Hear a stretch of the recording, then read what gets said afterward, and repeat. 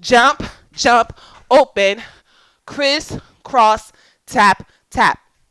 So those are literally all the moves in the routine, okay? I will call them out for you when time comes, and we do it enough that you should be able to pick it up. So let's go. Island. Hey. You. Lost. Unfound. You lose. Did you lose something? Hey. Let's go. 4, 3, 2, let's go. Down, down. Throw it back. Let's go. Down, down. Bend over. Pick it up. Last time.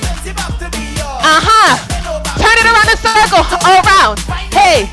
Hey. Give me a wine. Wait, wait. Hey. Hey. Turn it. Hey. Give me a little one again. 1, 2, 3. Turn it in. Let's go. Hey. Hey.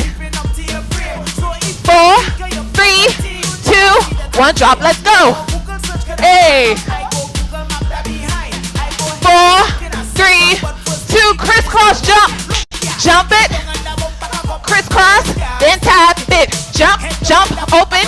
Crisscross. Let's tap it. Last time. From the top, you lost something. Down, down, knee. Throw it back. Down, down, knee. Let's go. 2 more times. Last time. Turn it around. Wait, wait, wait. Give me a white way. Hey, hey. Again, let's turn it. Hey. Give me a wine. Wine, wine. Knees in, bring it in. 4, 3, 2, 1. Drop. Let's go. Hey. Hey. 4, 3. Let's jump into the side. Jump. Open. Criss, cross, tap, tap. Hey. Criss, cross, tap, tap. Hey. Criss, cross, tap, tap. You lost something. Let's go. Down. To the knees. Throw it back. Bend over. Pick it up. Let's go. Last time. Turn it around. Hey. Hey. Hey. Give me a wine. Wait. Wait. Again. Hey. Give me a wine. Wine. Wine. Turn it in. Go. Hey. 4, 3, 2, 1. Drop. Let's go. Hey. Hey. 4, 3, 2. Let's jump it. Hey. Crisscross. Then we tap, tap. Crisscross. Then we 2 more times though. Let's tap it, y'all. Last time. Hey. Woo. All right. So I hope everyone got it. Because guess what? We're about to do it again. Boom. Hey. Now y'all understand the moves. I want you to put your own sauce into it, okay? 4, 3, 2. You lost something. There we go. Hey, down. Throw it back. Let's go. Down to the knee. Hey. 2 more times. Last time. Turn it around.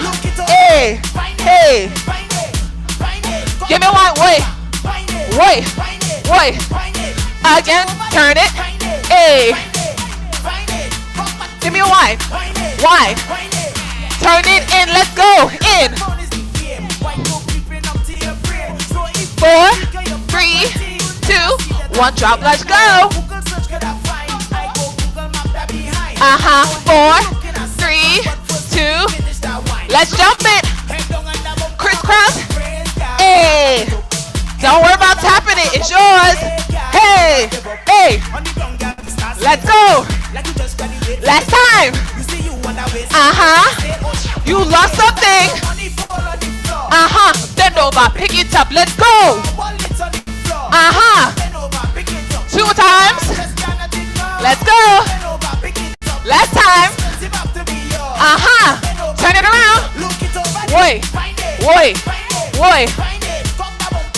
wind it, hey, hey, hey, hey, hey. Again, turn. 2, 3. Let's go. Turn it in, let's go, hey. Hey. 4, 3, 2, 1 drop, let's go. Hey. Don't give up, keep pushing y'all. 4, 3, 2, let's jump it to the side. Crisscross and tap. Hey. Let's go. 2 more times. Let's go. You lost something. Bend over, pick it up, let's go. Bend over, pick it up again. Let's go. Last time. Bend over, turn it. Wait.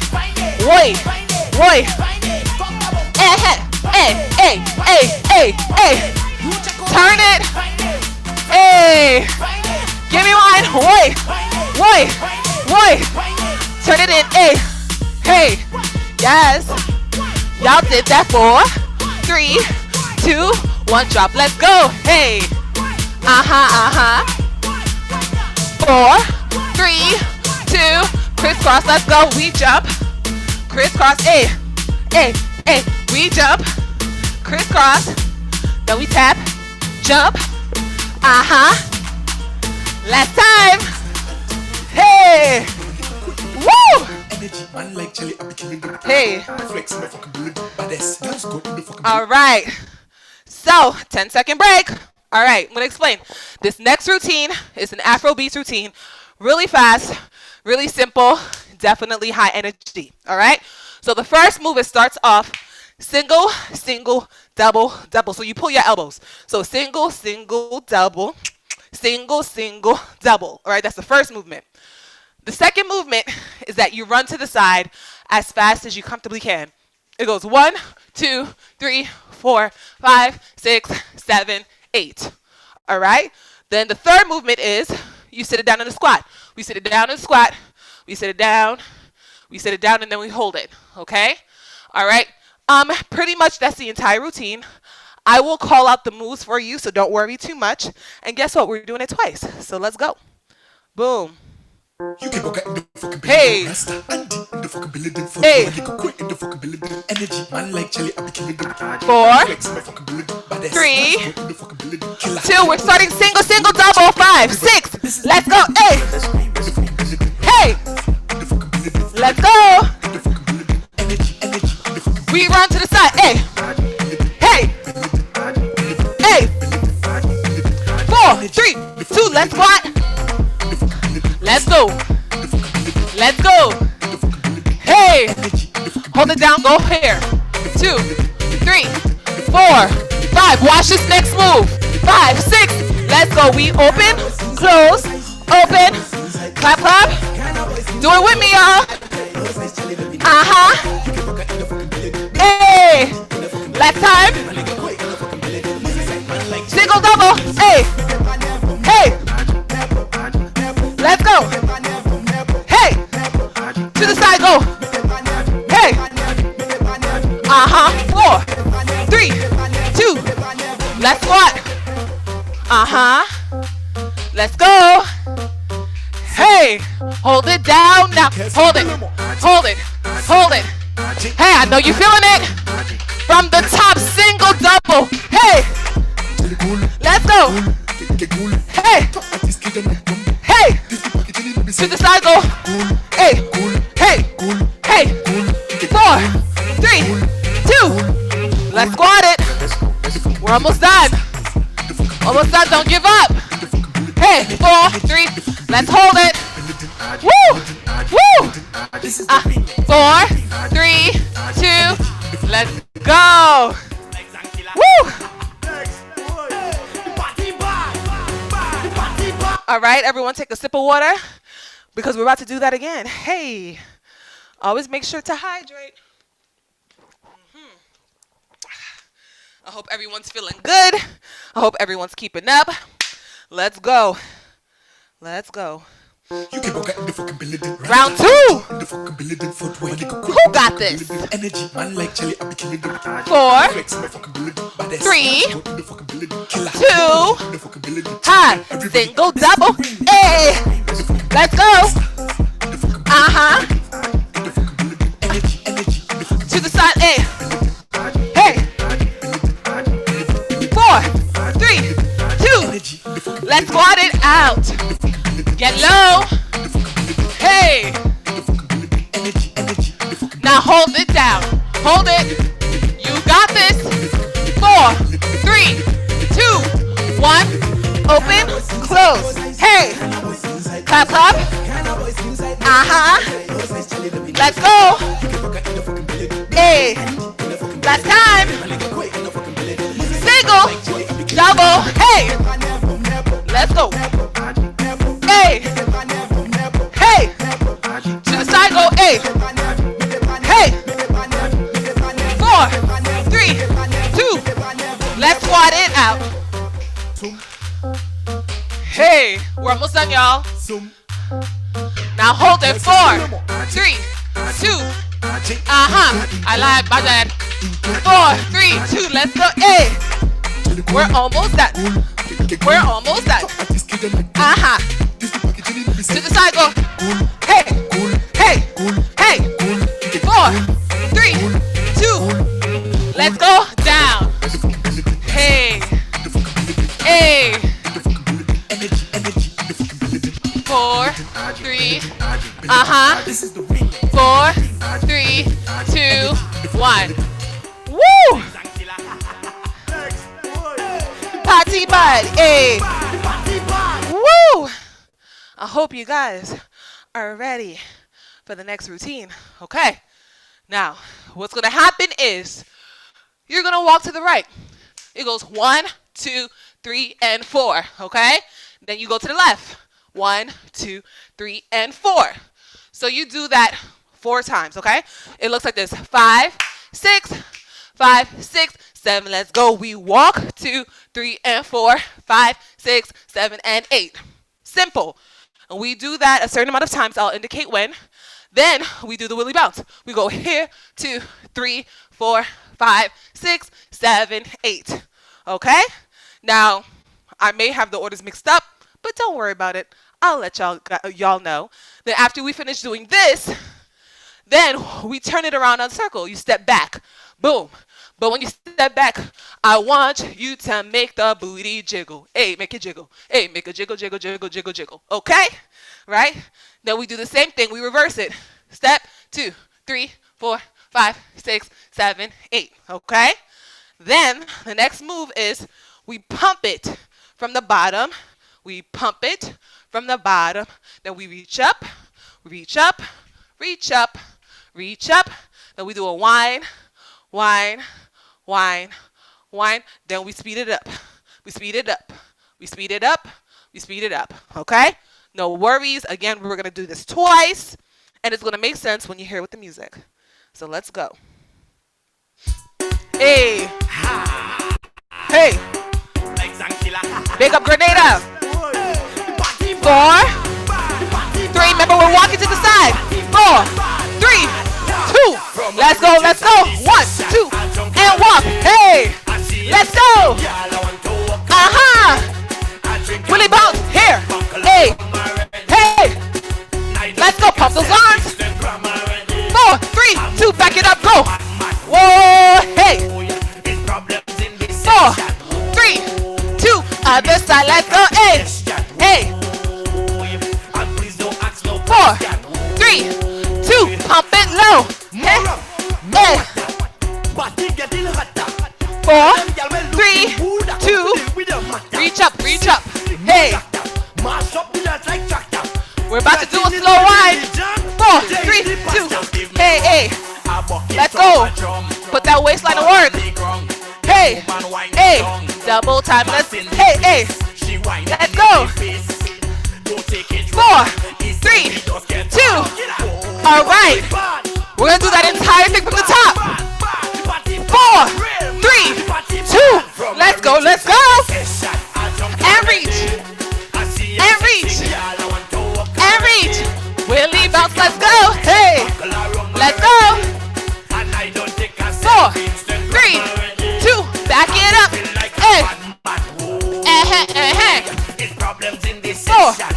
3, 2, reverse direction. Hey, And please don't ask no 4, question. 3, pump it out. Hey, hey, More bumper. let's go. Just not for what. Any girl in front of me, for sure I go walk. Reach up, reach up. Come over. Don't give up. Let me give you pep. Y'all got this. 4, No one I 3, drink me rum. slow wine. Better. Hey, Body feeling hey, sweet. So hey. if the police come, Let's go. 4, them they could 3, take me care, but 2, please don't double take me time. wrong. Let's, Boy, hey, no drinking and driving. let's go. Tonight I surviving. 4, The whole team 3, living. And 2. girl and a wife. We're gonna do that from the top one more time. Let's go. 4, 3, 2. From a rich Uh-huh. a drunk and Woo! I see a Woo! girl I want to walk around. Woo! I drink Willie Bounce, let's go. Hey, hey. and I don't take a selfie Instagram already. Back it up, let's go. Hey, hey, hey. Make it jiggle, In this session. make it jiggle. Reverse direction, y'all. Hey, hey, hey. 4, 3, 2, 1. Baby, the way this girl just wine for me. I go let you make it. Okay, so that was the first go around. We're gonna do it again. I hope y'all ready. Let's go. Hey, hey, party bad. Hey, hey. 4, 3, 2. Let's go, let's go. Uh-huh. Let's go. Hey, Willie Bounce, let's go. Boom. Let's go. I don't take a selfie Instagram already. Pump it. Feel like Boy. Hey, hey, hey, problems in this hey. session. hey. Reverse direction. Session. Hey. And please don't ask no 4, question. 3, 2. Pump it up. Let's go. More up. Hey. Party getting hot. Uh-huh. All them gyal well looking good. I come to deal with them matter. Reach up, reach up. Hey, No doctor. hey. Stop the dance like tractor. 4, This is my 3. religion. Slow wine. The pastor. Let's go. Let's go. Let's go. Uh-huh. Give it, y'all. Them woman Uh-huh. winding down. Double time go. Hey, hey. Winding in Hey. the face. Don't take it 4, wrong. It's 3, we just get 2. Walk it out. bad. Walk it out. We're gonna do that again. 4, 3, 2. Let's go. Let's go. Uh-huh. I see a sexy girl. Hey, hey. Willie Bounce. Hey, hey. 4, 3, 2. Back it up. Hey. Whoa. Hey, hey, hey. Uh-huh. Make it bounce. Hey. Reverse direction. Hey. 4, 3, 2. Pump it out. Let's go. Eh. Let's go. Uh-huh. Make sure you breathing, y'all. Reach up, reach up. Uh-huh. Let me give you pep. Uh-huh. You know when I drink me rum. Give me a slow wine. Let's go. Feeling sweet. Uh-huh. So if the police come, Let's go. tell them they could take me. Let's here. go. Please don't take me wrong. Double time go. Hey. Drinking and driving. Hey. Tonight I survive. Uh-huh. 4, The whole team 3, living and 2. girl and a wife. Okay. Bad, One last time. bad, From the top. You got this, y'all. 4, 3, 2. Let's go. Woo. Uh-huh. Let's go. Let's pump. We pumping it. 4, 3, 2. Back it up. Let's go. Hey. Hey. Boy. 4, 3, 2. Reverse direction. Hey. 4, 3, 2. Woo. Saucy baby, the way this girl just wine for me. I go let you make All it. right. Everyone take a sip of water because this next routine, it might take y'all out. I don't know. Okay. What's going to happen is that routine has a little bit more extra sauce in it, okay? So some of the movements may require modifications on your end. If so, you can use a chair, you can use a counter, I don't know where you guys are at, you can use a sofa, you can use the wall, okay? So just do it the way that you best can. I can't see you, so it's hard for me to be able to tell you what to do. All right, so The first movement is just simple. You jump to the side, jump to the side. With each jump, your arms go in, out, okay? So it goes 1, 2, 3, 4. Then you wind it up, wind it down, wind it up, wind it down. Simple, okay? Let's do it. 5, 6, 7, let's go.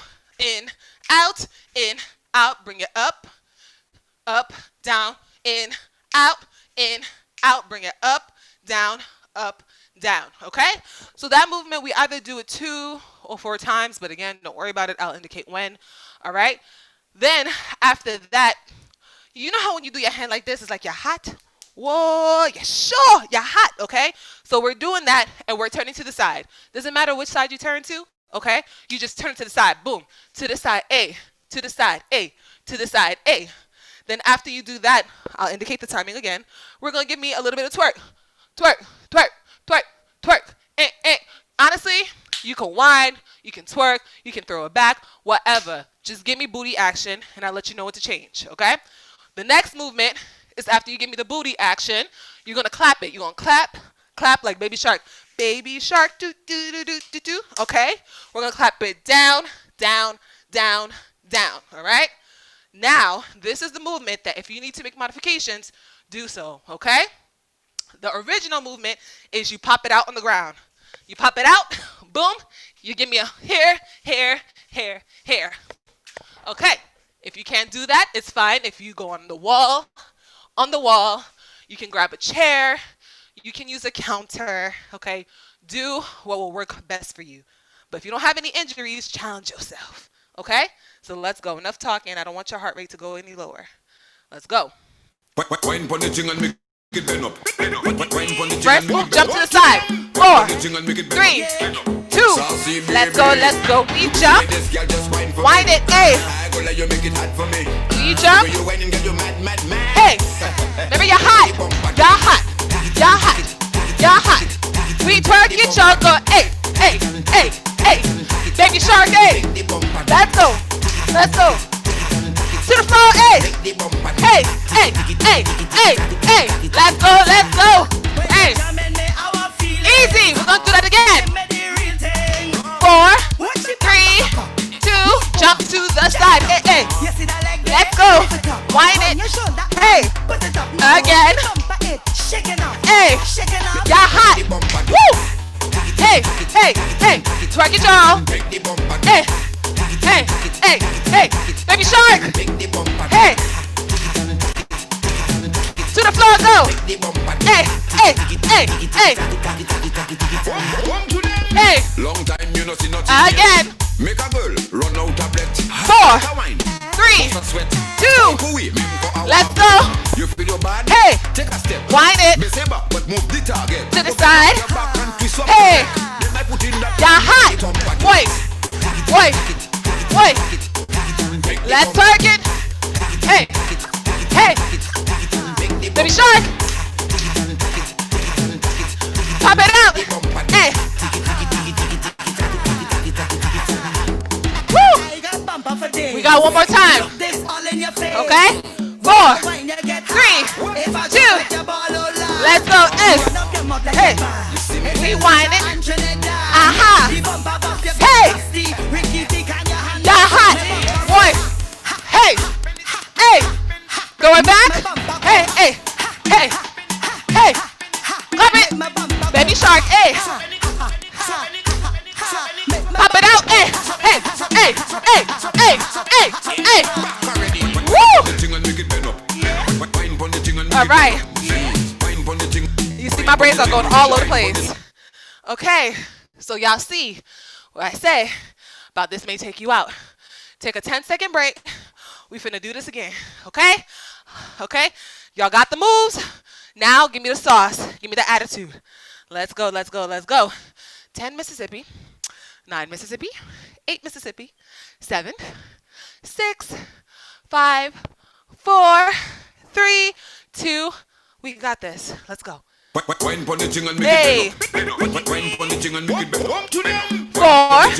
3, 2. Let's go. Hey. The way this girl just wine for me. Hey. I go let you make it hot for me. Hey. The way you whine and get you mad, mad, mad. You're hot. Wait. Throw it back. Hey. Baby shark. Baby shark. Do. Baby shark. Pop it out. Hey.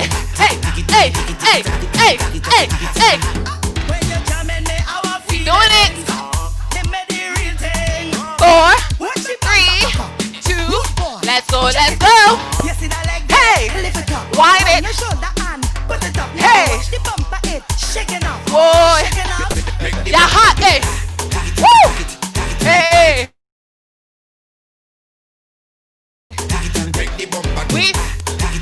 Sorry, I forgot. Baby shark, do. Baby shark, do. Pop it up, hey, woo! Long time you not see nothing. All right. Make a girl run out a bet. 4, Take a wine. 3, Bust a sweat. 2. Let's go. You feel your body? Hey. Take a step. Wind it. Me say back, but move the target. Hey. Bend up your back and twist up your neck. Hey. I put in that on the You're hot, wait. Hey. Throw it back. Hey. Baby shark. Throw it. Boy. Hey. Woo. One more time. 4, 3, 2. Let's go. Woo. Let's go. Hey. You're hot, wait. Hey. Sir, wait. Baby shark, go. Pop it out. Hey. Woo. Hey. Woo. You guys, y'all survived the majority of the class. That's the majority. Now it is smooth sailing, okay? So this next routine, very chill. I'm not gonna even show you guys the moves. Just follow. It's very nice, I promise. Woo! Hey. Hey. To the side, go.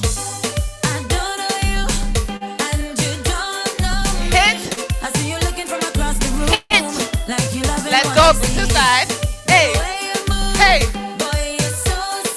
Hit the hip and roll it. Hip. You step. Side. Step. Side. Hey. Body roll. Hey. Give you something to remember me. Hey. Now we snake you through. Snake. Bring it back.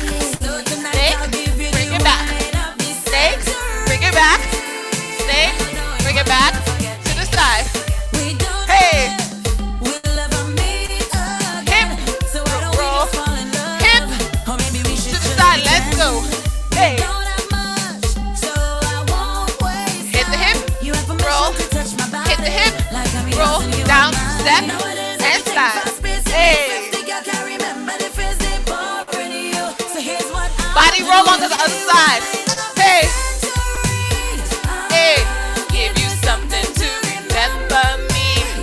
Hey. Take you through. Yup. Hey. Let's go. Hey. To the side, go. Hey. To the hip, go. Hey. And roll. Hey. Let's go. Hey. Hip. Roll. Down. Hip. To the side, we step. Side. Hey. 4, 3. Body roll. Hey. Give you something to remember me. We're gonna snake it through. Let's go. Hey. Let's go. For other side. Let's go. Woo. Give you something to remember me. Come on, let's go. We snake. Bring it back. Snake. Bring it back. Snake. Bring it back.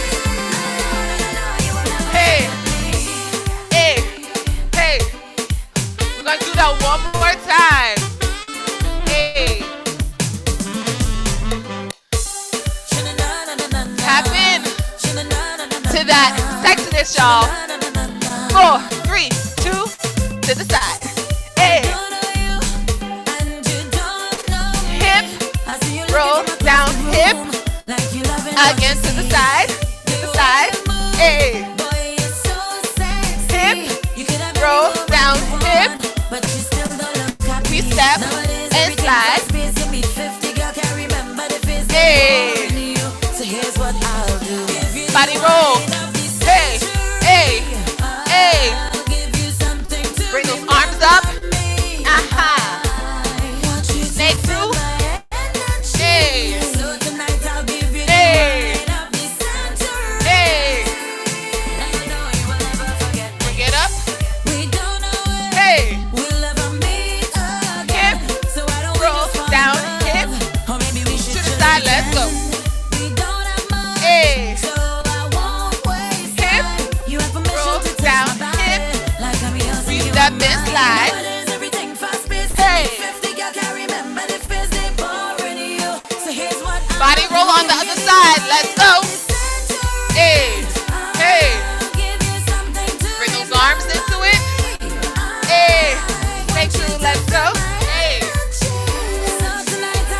Hey. Hey. To the side. Let's go. Hey. Hip and roll down. Hip. Let's go. Hey. Hip and roll down, hip, step and slide. Hey. Body roll, let's go. Hey, hey.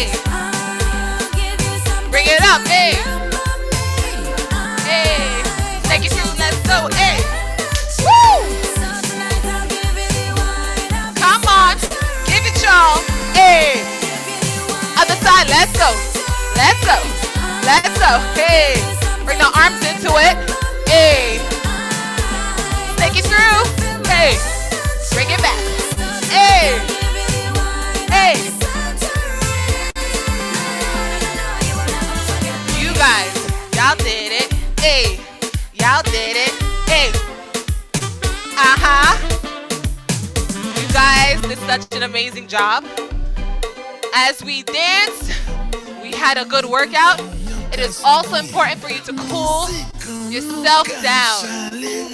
Hey, bring it up. Cool it down. You put in the work. Bring it down. Right here. Hold it. We're going to reach. Reach. Hey. Fini danser avec moi. Now we're going to go forward and back. Forward and back. Forward, back. Bring the arms up. We're going to drop it down to the side. Sweep it across the floor. Bring it back up. Reverse direction. 4, 3, 2. We're going to reach. Go reach. 2, 3, 4, 5, 6, 7. Now we're going to choose just the shoulder. Hey. 4, 3, 2. Open it up, bring it across.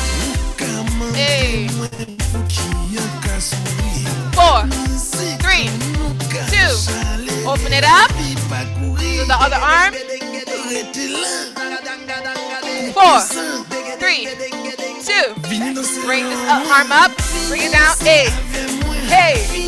Hey. 4, 3, 2. Other arm. Hey. 4, 3. We're gonna sway from side to side.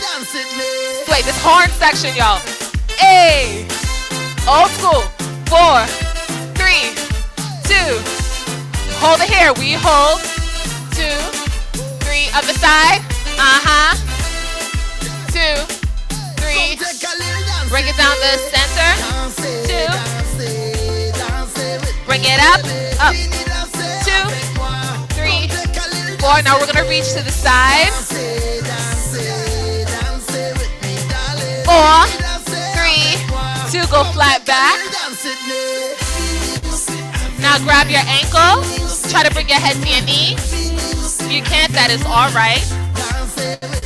Now we're going to bring it to the center. Come back up for 8 counts. Let's go. 8, 7, 6, 5, 4, 3, 2. We're going to reach to the other side. Now we're going to go flat back. Grab your ankle. Try to put your head to your knee. Again, if you can't, that is perfectly all right. Okay, bring it to the center. Now while you're here, bend your knees so you can be in a squat. Now straighten them out. We're going to bend them again. Straighten them out. Now we're going to come up for 8 counts. Let's go. 8, 7, 6, 5, 4, 3, 2. We're going to do a hip roll to the right. Hey, work out the kink show. 4, 3, 2. Other side. Let's go. Hey.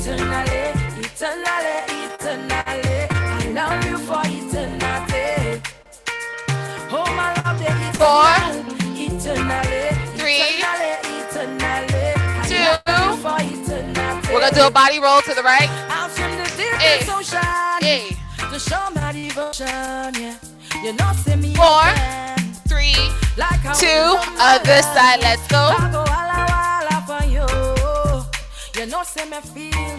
4, 3, 2, 1. Now we're gonna drop our chin.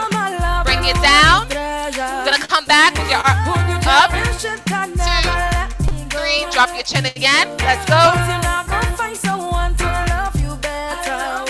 Bring it up. Hey. We'll do the same thing on the other side. Let's go. Chin down. 2, 3. Arch up. Chin down. 1, 2, 3. Arch up. All right, the most important part of the class, I want you to close your eyes. Open up those arms. I'm sending positivity, good vibes, much love. This year has been rough. Take this moment, grab all of it, give yourself a big hug. All right, open it back up. Give yourself even more love. Yes. Now, raise up your right hand. Give yourself a pat on the back because you're here and you made it. And you guys did such an amazing job. I hope you guys enjoyed the class. All right. Definitely check us out, Soca Torka Fitness. We're based in New Jersey, and I want to thank the Authentic Caribbean Foundation for having us here. And I hope that everyone enjoyed themselves and also had a great workout. All right. Who am I passing this on to? Thank you so much, Miss Beatrice. Thank you, thank you, thank you. Well, you may be asking yourself, can exercise protect against COVID-19? And what's the best way to stay fit during the coronavirus pandemic? Ha ha. As millions are affected during the COVID-19 pandemic, it's often discussed whether exercise can help to protect you against coronavirus or becoming seriously ill. We understand that what you eat can support your immunity and help you to stay healthy during the coronavirus epidemic. But it might surprise you to learn that there's another way to boost your immunity to infections like COVID-19. So, studies show that moderate exercise is associated with a decrease in rates of influenza, pneumonia, and other infections, as well as chronic diseases like diabetes and heart disease. Regular exercise has also been shown to improve your ability to regulate your immune system, which may be essential for avoiding the severe symptoms of COVID-19 caused by immune system overreaction. So, how can you stay active during the lockdown. Now, regardless of your exercise level, there will be something that helps to get you moving.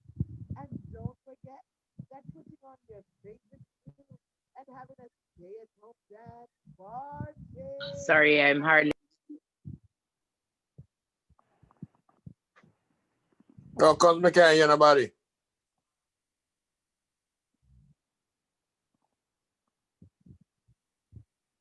Regardless of your exercise level, there will be something that helps to get you moving.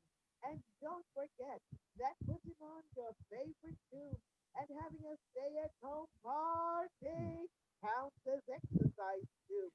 So let us give a big, big, big, extra big thank you to Miss Beatrice Suffrant. And as she said, she's an instructor at Broker Workout. Thank you so much, Miss Beatrice. This is good stuff here. We have to thank the person at Sweetwater Blossom Foundation and the Authentic Caribbean Foundation Inc. And thank you so much to the Boston Public Health Oh, Commission go on, Madge.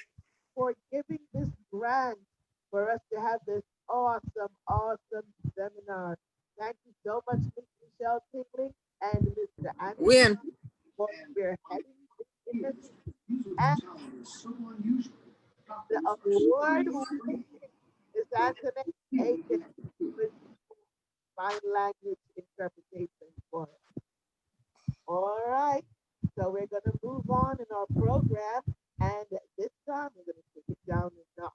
And we're going to go into the area of nutrition. And now we're going to have Miss Sonia M. Grant, who is a registered dietitian, to make the next presentation. Nah, you're not in front of nobody.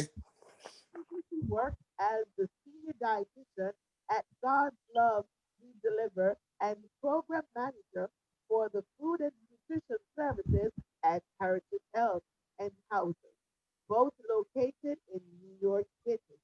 In these capacities, Ms. Grant utilized her expertise in nutrition and food service to serve communities affected by chronic illnesses. Additionally, he's an active member in the Greater New York Academy of Nutrition and Diet. Ladies and gentlemen, please welcome Miss Sonia M. Grant, M.A.R.N.E. Good afternoon, everyone. I want to thank Caribbean Association for inviting me to present in this program. So today we are going to be talking about nutrition and COVID. So we just want to get this screen up.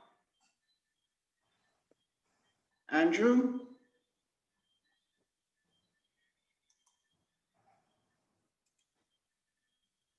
Andrew, can you get the screen going?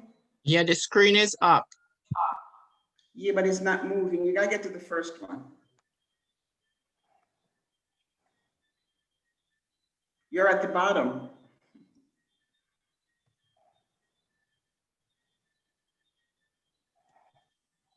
Thank you. Thank you very much. Can we move on to number 2, Andrew? Okay, so today the coronavirus or COVID-19 pandemic continues to spread around the globe and is causing a lot of disruption in people's lives. We just have to listen to the news day by day, country by country all over the world, and we will see how this pandemic is affecting and disrupting people's life.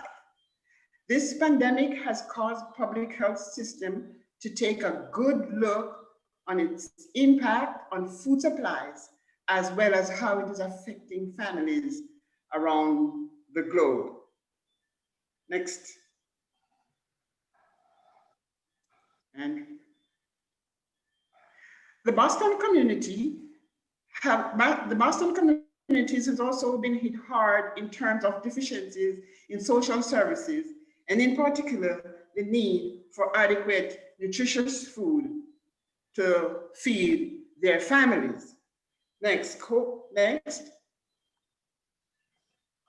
COVID-19 has led a major disruption in food processing industries due to roles in social distancing, labor shortages due to sickness, and lockdown measures to contain the spread of the virus.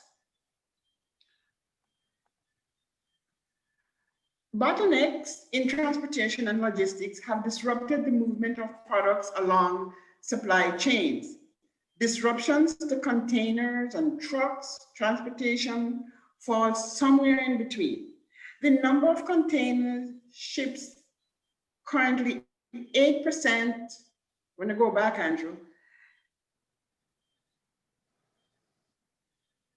8% below normal due to COVID-19 restrictions, such as limitations on crew changes, additional screening, mandatory quarantines, and reduced demands. All these are affecting how food gets to our people as they have to stay home and not being able to work and to provide food for themselves as they normally do. Next slide, please. Added to this disruption is the loss of jobs. Many people have lost their jobs because they have to stay home or because the place where they work are closed. And then there's the food shortages because, as we said before, the transportation cannot run as normal as they do because some people have to stay home and not as many people are working. So the food shortage has become a problem. And this has led to the major question: do people, families really have enough to eat? Many people have already been suffering from hunger and malnutrition even before the virus hit, because we've seen it all around us where many people were already going to pantries to get food. And now that the virus has hit, they're even experiencing worse food shortage. Immediate action is needed to prevent more suffering and negative consequences to the nutritional health of people on a large scale. However, there are things that can be done to maintain a healthy diet in these difficult times. Many people are already suffering from hunger and malnutrition due to the virus hit. So, I mean, Andrew, you've got to go to the next slide. But while you're finding it, you've got to remember that we have to help ourselves while we're waiting on the associations to help us. Research shows in America that due to COVID, it may become possible that unemployment and poverty may increase to the level of the Great Recession, where 10.6 million people may have experienced food security. In a more extreme scenario, the number of food insecurity individuals rise by 17.1 million.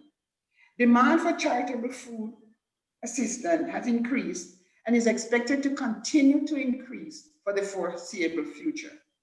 Individuals are at a high risk for severe illness associated with COVID-19, as they may not be able to get enough quality food to eat. Getting enough food is one thing, but if you're not getting quality food, then that can put you at health risk. Poor nutrition causes nearly half, say about 45% of deaths in children under 5, 3.5 million children each year. Now that's a lot of children to be dying for hunger. And some of this has been happening even before COVID hit. So now that we have COVID, which is presenting a shortage to food delivery, then that is causing more issue. If we look in the Boston area, the Food Bank of Western Massachusetts reports that food insecurity in this region has risen dramatically since COVID-19 pandemic began earlier this year. The Food Bank of Massachusetts allude to the report by Feeding America that a nationwide network of 200 food banks, which includes their organization, by the end of this year, there may be a 47% increase in the number of Western Massachusetts residents and a 63% increase in the number of Western Mass children who will be food insecure by the end of 2020. Right now, we are at the end of 2020. We are closing the year, and I am sure we have all heard how many people, since the second wave of the pandemic, more people are experiencing difficulty in getting food. So it means that in a time of crisis in this area, to keep nutritious food on people's plate, the health department has to strategically devise plans to ensure that all homes have at least some nutritious food, some of the time, to prevent a major nutritional deficiency among the nation.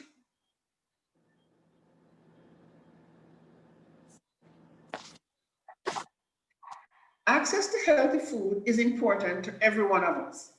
The Food Bank of Massachusetts have come up with plans to ensure that people in this region have access to healthy food, as listed in their COVID-19 update in March and April, where they explain that healthy eating during to COVID-19. They have decided to offer guidance on best practices to the local pantries and meal sites in their area as this public health crisis unfolds. They have also been communicating with private food donors and other potential resources to secure emergency food and related support. They have also developed contingency plans for worst case scenarios where addressing the immediate need of food assistance. And they've also been seeking state and federal emergency food assistance with partnering food banks and the Commonwealth. So these are some of the things that we could also use in different areas. While the people in Boston are using up these strategies, I am sure that other people in other states are using the same scenarios so that they can feed people. We have seen on TV how people are lining up in long lines to get food. And these are the efforts of food pantries and local entrepreneurs who are trying to ensure that everybody is fed. So the local pantry along, some restaurants are doing the same thing just to ensure that people have some form of healthy meal on their plates. Next slide, please. Eating foods that are nutritionally deficient will contribute to malnutrition and problems of chronic non-communicable diseases. It is also noteworthy that persons with these non-communicable diseases are among the most vulnerable to the effects of the COVID virus. So the long-term lack of nutritious food may affect one's immune health, your sleep pattern. We all know if we are hungry, we can't sleep. We get up at night to see if we can find something to eat. It can affect our hydration status, our physical activity, and our mental well-being. Next slide, please. Those at risk include the aged, nutritional deficient, those with weakened immune system, for example, those who are already having like HIV, cancer, diabetes, any form of illness that helps to weaken the immune system puts you at high risk for becoming nutritional deficient if you're not getting enough food, and also if you're stressed. And in these times, we know almost everyone has some kind of stress. And with the lack of nutritious food to feed your family, it's going to increase your stress level. Good eating is essential to good health. Therefore, it is imperative that households get enough quality food that is divided equally among the members within the household, and that the food provides the nutrition needs of all members of the household. Yet it is good that if some nutritious food comes into the house, that not only some people partake of it, or some people will eat more of it and some people are eating less, but we have to ensure that every individual in the house get a good portion of healthy food so that they can stay nutritionally well. Next slide, please. But in the area of COVID, good eating has been affected due to factors such as decline in the economies. We've seen that right now. The people in America are waiting on some relief, COVID relief checks that they're supposed to get. And they are lucky that at least they can be waiting with hope that they will be getting. But people in other countries who are not so fortunate might not be able to have that relief to help them to get some food. So food cost has also gone up because of the shortage of food. And then, as we've said before, many people have lost their jobs, so they don't have money to buy food. Because people's jobs where they work might be closed, they are not able to go to work. So they have to find other means of securing money to buy food for their family. And then there's the unavailability of food. Food banks are reporting increased demands and operating challenges. Of course, if you are not working and you hear that food is being distributed at a certain spot, you're going to go there. But of course, you're not the only one. So when you get there, there's going to be a long line. And then the food bank also, with more people coming, they are faced with challenges in finding enough food to supply everyone. And that's where government, has to come in. They are mandating social distances and lockdown regulations, but let's look at how much this is affecting people. Next slide, please. Many people believe that it is very expensive to eat healthy, but I just want to let you know that healthy food does not have to cost a lot. And I'll draw a reference to when I was growing up. My parents didn't have a lot of money to buy a lot of food. My father, he used to do some farming, and we used to rear pigs, chickens, and that's what we used to eat. So we thought we were eating poor, but when I realized more about nutrition, then I realized that we were really eating healthy. We just didn't know it. So think about your diet as a whole. Ensure that you have the basic components on your plate instead of conjuring up the perfect diet with the choice cuts of meats and the expensive vegetables. Bottom line, make the best of the food choices that you have to create a healthy meal. When you go to the pantries and you get your groceries, come home with it, look at it, make sure you have your protein, your carbohydrate, your vegetables. Those are the three components you want to make sure you have. And the way you prepare it is also important to keep the food healthy. Ensure that you include all the major food groups on your plate.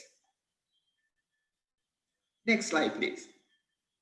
Some viruses go dormant and wait until you're older or weakened. Hence, we say at high risk are the older people and the people with a weakened immune system. Also, if you are nutritionally deficient or you're high stress, then that's when the virus comes up. Because now it thinks that, you're not strong enough to fight me, so now I'm going to come out.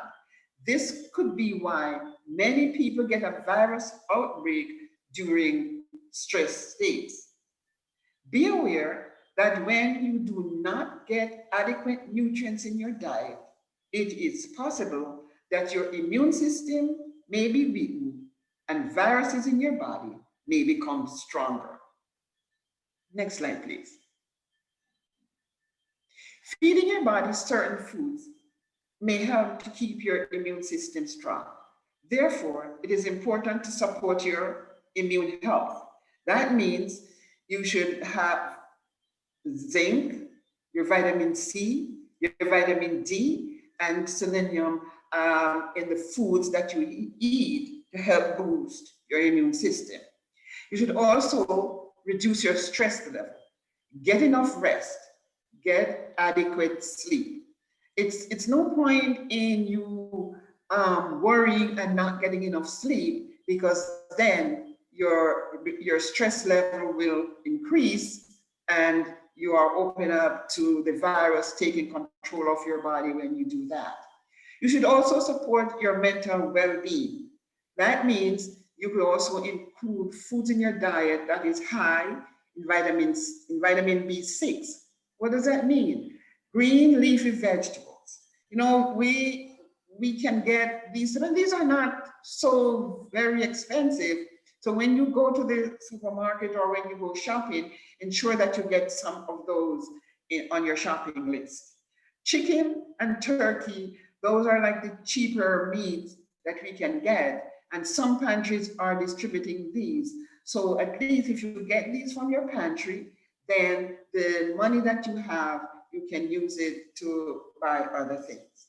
Milk, eggs, beef, chicken, those are high in B12, which will help boost your system as well. Magnesium, leafy greens again, and beans. Beans are not very expensive, and pantries give out a lot of these items, different types of beans that you can cook in different ways. And the people in Boston, they like to cook many meals that include beans, and I'm sure that they know many recipes that they can use for that. And then antioxidants are another things that you also want to keep in your diet. And these you can get from beans and nuts. And these are the cheaper food items that we're talking about here, which almost everybody can afford. And then probiotics. We get these in yogurt and pickled vegetables like the pickled cucumbers and stuff like that, that you can use, or kombucha that you might include in your diet. And these will help you support your mental well-being. Next slide, please. Micronutrients are also important in helping you to fight infections. And so you also want to include these in your diet. And some of the foods that have these micronutrients are vitamin A. We get those in carrots. And carrots we sometimes get plentiful, and yams. And there's or vitamin C. That's one of the key ones that we want to include in our diet. Lemons, oranges, grapefruits, tangerines, and kiwi. You know, like oranges, sometimes we get that's not so expensive. So we can always include those in our diet. And then vitamin D, we can get plenty of this free from sunshine. But in the winter, depending on where you live, you might not be getting a lot of that. So you want to include some foods that you can get that from, and there's milk and sardines and herring, just to name a few. And our vitamin E, we get these from fatty fish like salmon. Salmon is a little bit on the expensive side, but then there's mackerel, which is not so expensive, and we can get that either fresh or you can get it in the can. And then selenium, we don't need a lot of selenium, just a little bit in our bodies. So if you get one Brazil nut per day, then that will provide you with enough. Brazil nuts are expensive, so we want to look further on foods that have been enriched with selenium, such as pasta, whole wheat breads, and whole grain cereals. Those are cheaper foods that we can eat to ensure that we get those. And zinc, as we have said before, is also very important, and that you can get from walnuts or almonds or from hazelnuts. Next slide, please. Now, we have to address this issue. And one of the things that we can do is always to choose seasonal vegetables and fruits. What is available is what we are going to use. So we need to buy these fruits fruits and vegetables when we can get them, and learn how to incorporate them into our diet. Gut flora is significant for your immune health. Eating a more varied diet with lots of high fiber, that's where our vegetables and our fruits come in, will feed your gut flora, and it makes it essential. Veggies, fruits, nuts, whole grains, legumes, and support your microbiota. So basically what we're saying here, it keeps your gut free and moving along, so that you're not in any constipation or anything, because if that happens, then that's also going to affect your immune system. Furthermore, fermented foods like kefir and yogurt and pickles and kombucha are also recommended to help you keep your microbiota going, or your gut healthy, basically. Next slide, please. Many people get depressed because they are not able to eat. And this is where we're talking here about our emotional status, right? So, because they don't have enough to eat, they don't have a job, they don't know where the next meal is coming from, and so they get depressed. To help detect emotional eating, you ask yourself questions like, what are you more likely to indulge in when you are stressed? You know, we call it emotional eating, because you eat not because you're hungry, but because you're stressed. And you also ask yourself, what circumstances make it hardest for you to control your unwanted eating behavior?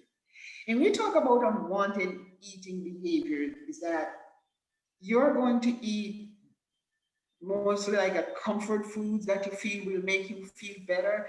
And then if you're locked down in your house, you can't go anywhere, and you are doing unwanted eating behaviors, then you know what's going to happen. You're going to put weight on, and then you might need to do some of those exercise the first presenter did, and then that will probably help you work out to keep your weight down, because you don't want that to complicate things at the same time.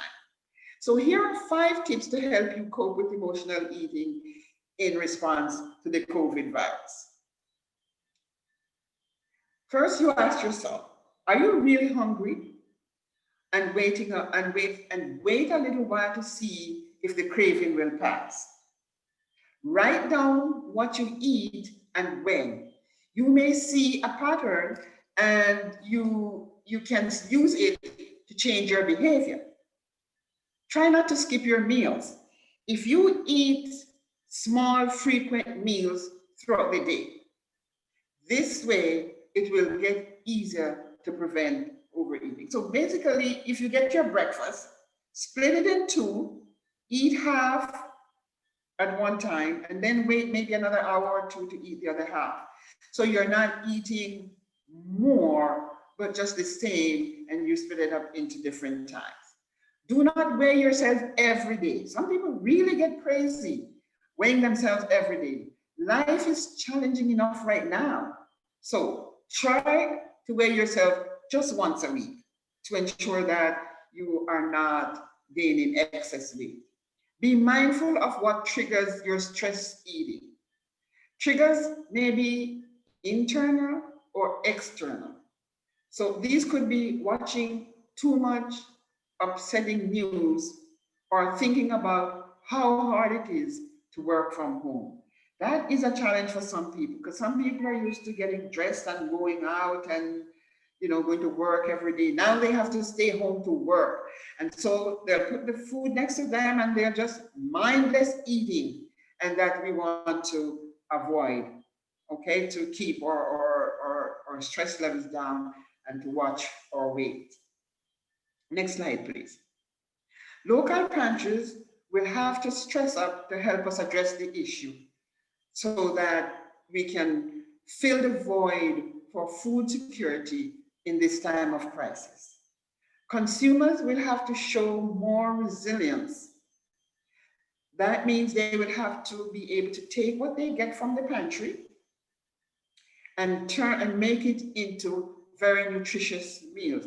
Those who never really learn to cook, it's a time when they are going to learn to use what they have to make meals. We watch on TV and we see many chefs showing you how to use the food that you get from the pantry to make meals. So now is the time to learn. Private sector and government will have to do their part in taking action to ensure that food supply is available to the nation.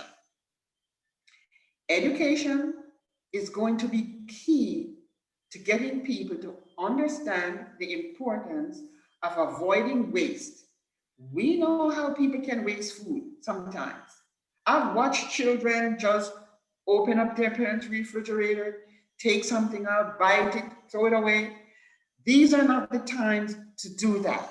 So if your children are accustomed to doing that, you have to let them understand that with food shortage today, that they cannot afford to do that. Okay, so we have to save what we have so that we can keep and make healthy meals. Next slide, please. So snacking is one of the things that we might find ourselves doing because we are home, we're not going anywhere, and so we want to snack on things. So let us look at some healthy snacks that we could do. You might find yourself closer to the refrigerator and snacking a little more than usual. It's important to make sure your snacks are nutrient rich to support your immune system. Here are some ideas for quick, easy, and healthy snack. Popcorn. Try not to get the one with a lot of butter on it. Then yogurt with fresh fruits is another thing that you can do. Some people get the yogurt in the pantry and they get cereal, so you can have yogurt with a little bit of cereal and some fruits in that. Then there are veggie sticks and hummus. You can cut up your carrots and you have your hummus. Hummus basically is chickpeas grinded up, so you can use that as your dip. And then all kinds of fresh fruits, cheeses with whole wheat bread or whole wheat crackers. Raw nuts is a good thing to snack on, and dried fruits. And then many of us like to eat the sweet cakes, right? So I have here a recipe of a healthy cake.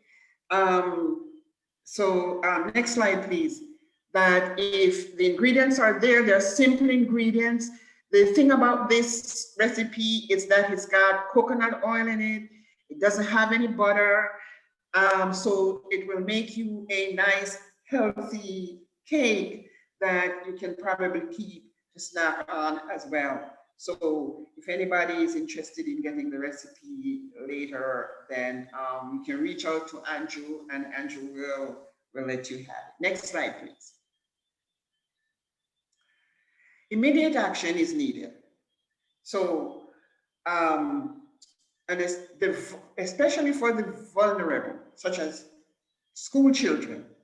Now we know that states are trying to get the children back out to school, but they were at home, and many children were accustomed to getting breakfast and lunch at school. So now that they are not going to school, their parents are faced with the situation of providing them these meals at home. And if food is short and the parents are not able to have enough food, then we know these children are among the vulnerable. Then there's the elderly who is shut in, and they can't go out to get any food. Maybe the center, some people used to go to centers to get their lunch. Maybe those centers are also closed. So they fall in the group as well as the vulnerable. And then there's the unemployed. No funds to purchase food. The current situation with the stimulus relief fund that's going on in America, many people are depending on it to get them out of the situation that they are in. So, if you're unemployed and you're able to just do something at home that will help you to feed your family, then especially if you live in a warm area where you can maybe plant some backyard gardening or something, then you'll be able to help yourselves there.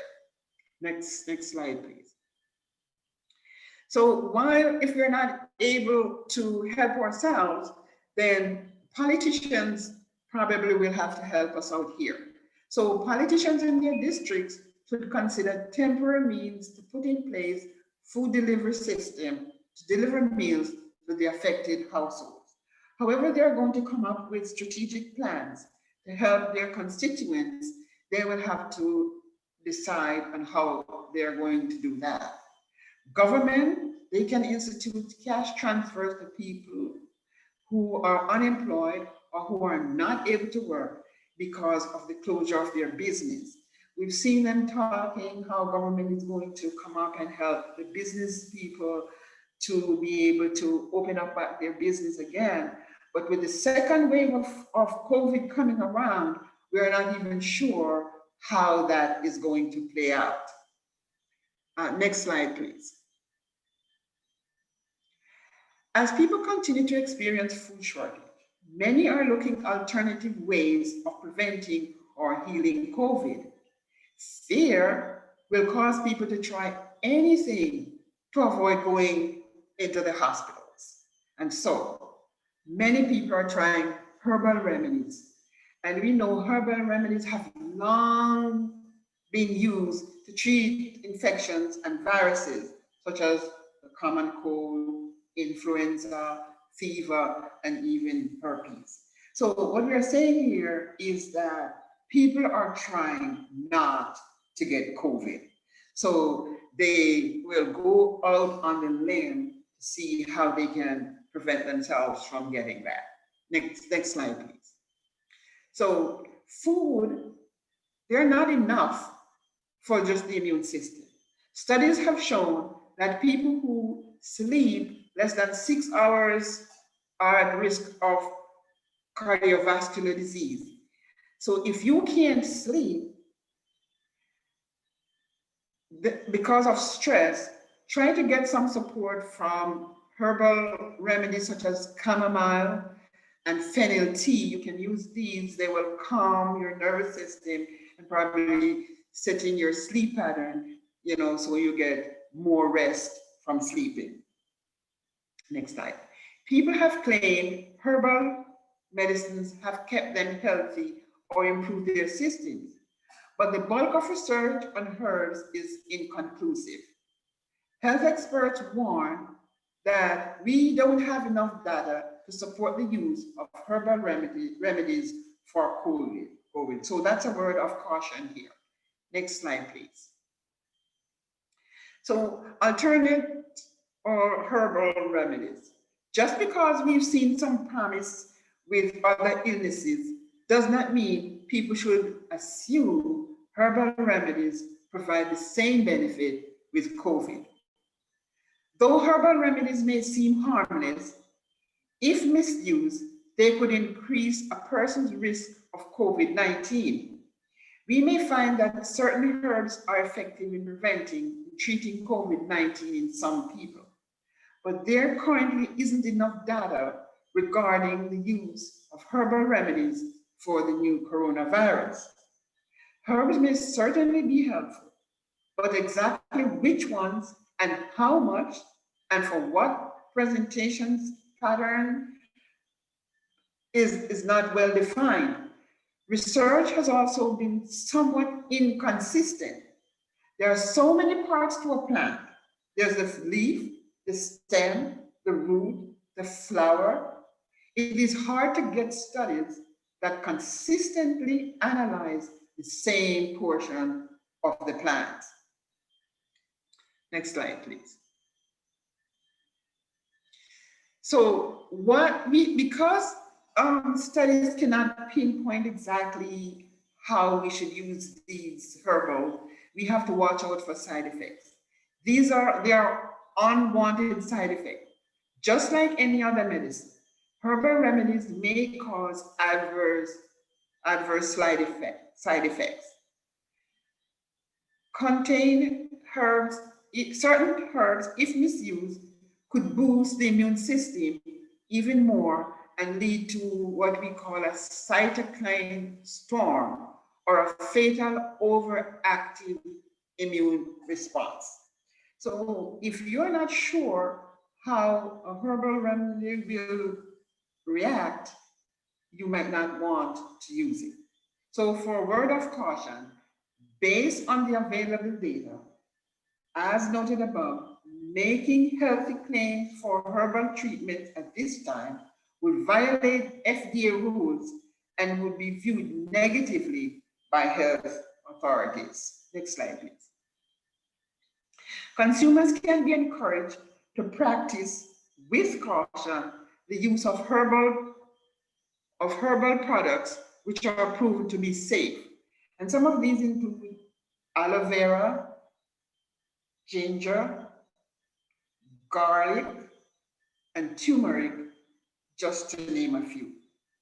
And then we have our fruits, which we talked about some of these before, that are high in vitamin C, like oranges, tangerines, pineapples, and lemons. Then vitamin supplements that are recommended are vitamin C, we've been talking about that a lot, B complex, vitamin E, vitamin D3, which we said before that we can get from the sunlight, and physical activities. Hence, on this program this evening, our sponsors were smart enough to show us some exercises that we can do. And we should also don't forget that we need to practice our breathing exercises. Next slide, please. Suggested home COVID kit. So I have here some suggestions, and mark it. These are suggestions that you might want to have handy if you came down with COVID, or if you want to keep COVID away. So for the home kit, this is medication indicated by your doctor. If your doctor indicates that you should have a certain medication, you want to have that. Then always have your limes or your lemons. These are good for mouthwash and gargles. With vitamin C, we don't need to take a whole lot of vitamin C. 1,000 milligrams is good. If you have excess vitamin C in your system, it's just going to, you're just going to pass that out in your urine. So you don't need excess, you just need to have enough. And there's vitamin E, there's D3, and the way to get that, we said again, if you have the sun, sit in the sun for about 15 to 20 minutes each day, and your B complex. And then items that you want to have on hand for steaming your face is your lemon and your garlic. You just want to put those in hot water, maybe add like maybe a little Vicks or something like that, and then you can steam your face, which will help, because we know that the authority says that heat is good to help with the COVID virus. Next slide, please. Next slide. So we know COVID come in stages, right? We can get COVID through the nose. And in this case, if you do get it, you want to use steaming. Your vitamin C usually, if you have no fever or if you're asymptomatic.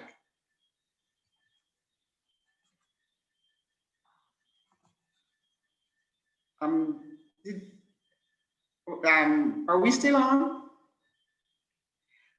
Okay, so again, we're saying these are remedies if you get COVID. For the different stages in your nose, you want to steam. And if you get it in your throat, you want to use your lemons, because lemon will eliminate the virus in the throat before it gets to the lungs. We have heard the authorities tell us that you want to avoid the virus getting into your lungs. So if you have it in your throat and you want to treated, you want to make sure it goes not into your lungs, but to the throat, which will take it through your system. If you get a sore throat, you want to gargle with hot water, use warm water to drink. If high temperature, if you have a high temperature, then the medication that's recommended by your doctor, your vitamin C, your B complex, and if it is severe, then you want to take the antibiotics that's prescribed by your doctor. All right? COVID in the lungs. Now that's the stage where most people might end up in the hospital on ventilator, but you might be experiencing coughing and breathlessness. Now, you're not going to stay home and try home remedy if you're at this stage, but to avoid getting to this stage, you want to use your vitamin C, your B complex, your hot water gargle, and lots of liquids. No cold meals. And you want to make sure you're drinking about 1.5 liters of water daily. And you want to either make that at room temperature or warm. Okay? And then you want to do your deep breathing exercise. If all this fails, make sure you go to the hospital. Hey, why you leave the key? Why you leave it? The take-home message from this, consumer education is key. Clear message should be given to send to the public. And this is where our officials come in. They have to educate the public. They have to have a way of sending messages, whether it's over the television, radio, posters, their clinic, your doctor's office. The public has to be educated. Regarding the availability of food to prevent panic buying and hoarding, which may contribute to price increase and food scarcity. They want to promote alternative food sources where there is scarcity. We want to reinforce healthy consumption habits and to promote healthy practice such as proper hand washing and washing of fruits and vegetables. Next slide, please. Most importantly, we should stay safe by following the guidelines, wear our mask, practice proper hygiene, healthy eating, and caution on the use of herbal alternative remedies. Okay, we want to open up to see if anyone has questions, that if there's something that might not have been addressed and you want to ask a question, we have a few minutes that we could address these.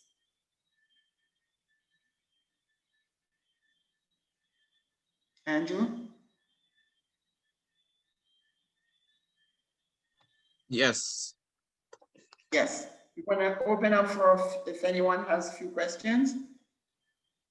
Anyone on the Zoom has a question for Ms. Sonia Grant? Anyone on Facebook, you could post your question in the Facebook comment for Ms. Sonia Grant.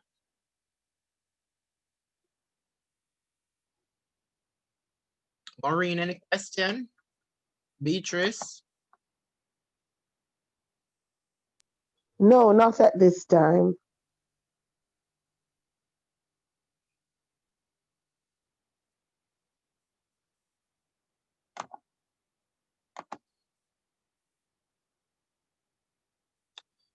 Okay. There's no question, Miss Grant. No question. Okay, so we want to thank the Caribbean the Authentic Caribbean Foundation for inviting me on this Zoom, and hope that the presentation has been beneficial to everyone, and that they will be able to get some points, some nutritional facts in helping them eat healthy and staying healthy from COVID.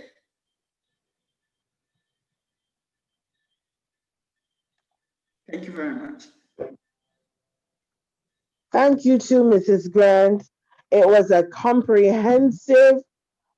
and comprehensive, comprehensive presentation. Now, the Sweetwater Blossom Foundation, along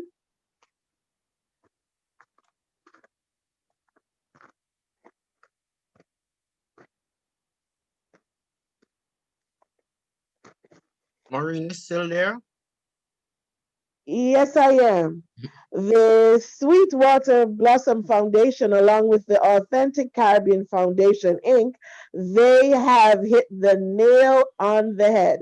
So the proverbial nail has been hit on the head because listening to the presentations, we'll realize that the information that was given or has been given so far will go way beyond COVID 19. So I can't go on without saying thank you again to the Boston Public Health Commission for the grant to run this program. Thank you so much to the Authentic Caribbean Foundation, Inc. and the Sweetwater Blossom Foundation, headed by Mr. Andrew Sharp and Miss Michelle Tingling, respectively. We are so excited. So, first, we had Miss Suffrant, who ensured that we know that exercise is important. And then we had this awesome, very relevant content presented by a Jamaican nurse who resided in New York, and she ensured that we know all the things that we should do to ensure that our bodies are taken care of nutritionally. Now we're going to move on to our next presenter, who is going to put another twist on this COVID sensitization. So at this time, we will have Dr. Lloyd Greene. Hello, everyone. Hi, Dr. Greene. Good evening. Is Michelle on here? I'm going to share my screen so that you'll be able to see. Am I sharing? Yes. Okay, fantastic. All right, well, my name is Lois Greene, and I have my doctorate in health administration, and I am passionate about educating communities about being healthy in general. And that was before COVID, and I'm happy to be a part of this forum. I want to thank the Authentic Caribbean Foundation and Sweetwater Blossom Foundation for asking me to be here and for presenting this, what I consider very important information. All right. So you're able to see my screen now, correct? Coronavirus, the journey to the new normal? Yes. All right. You know, as we're in this time, this is just a little bit about me. So like I said, I've been involved in community health for a long time, and it is my passion. I have had the privilege of going to Jamaica, being in Peru, Kenya, different places as a health missionary. So it is one of the things I'm passionate about, making sure that communities are healthy. I like to tell a story at the beginning of my talks. This is a farmer, and basically he lives in this little village, and he had a son and a horse, and he was living very, very comfortably. One day, the horse ran away. The people in the village came to the farmer and they were like, "Oh my goodness, this is so terrible. Your horse is gone. That's your livelihood. It's so terrible." He's like, "You know what? Good or bad? Hard to say." The next day, his horse came back and he had with him 7 other horses. Of course, the villagers ran to the farmer and they were like, "What fortune you have. Your horse has come back with all of these horses. This is like multiplied your wealth. This is fantastic." The farmer was like, "Good or bad? Hard to say."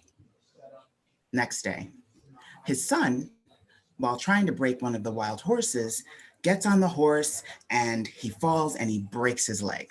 Of course, the villagers came to the farmer again, and they were like, this is terrible. You get this, this good fortune, and then it comes and it hurts your son. Farmer just shrugged his shoulders and said, good or bad, hard to say. The next day, King's army comes through, and they are taking every able-bodied man. They are saying, listen, we're in a war, and we need every single able-bodied man. Because the farmer's son was lame, he was not able to go and join the army. The following day, everyone that left the village was destroyed. Every male was destroyed.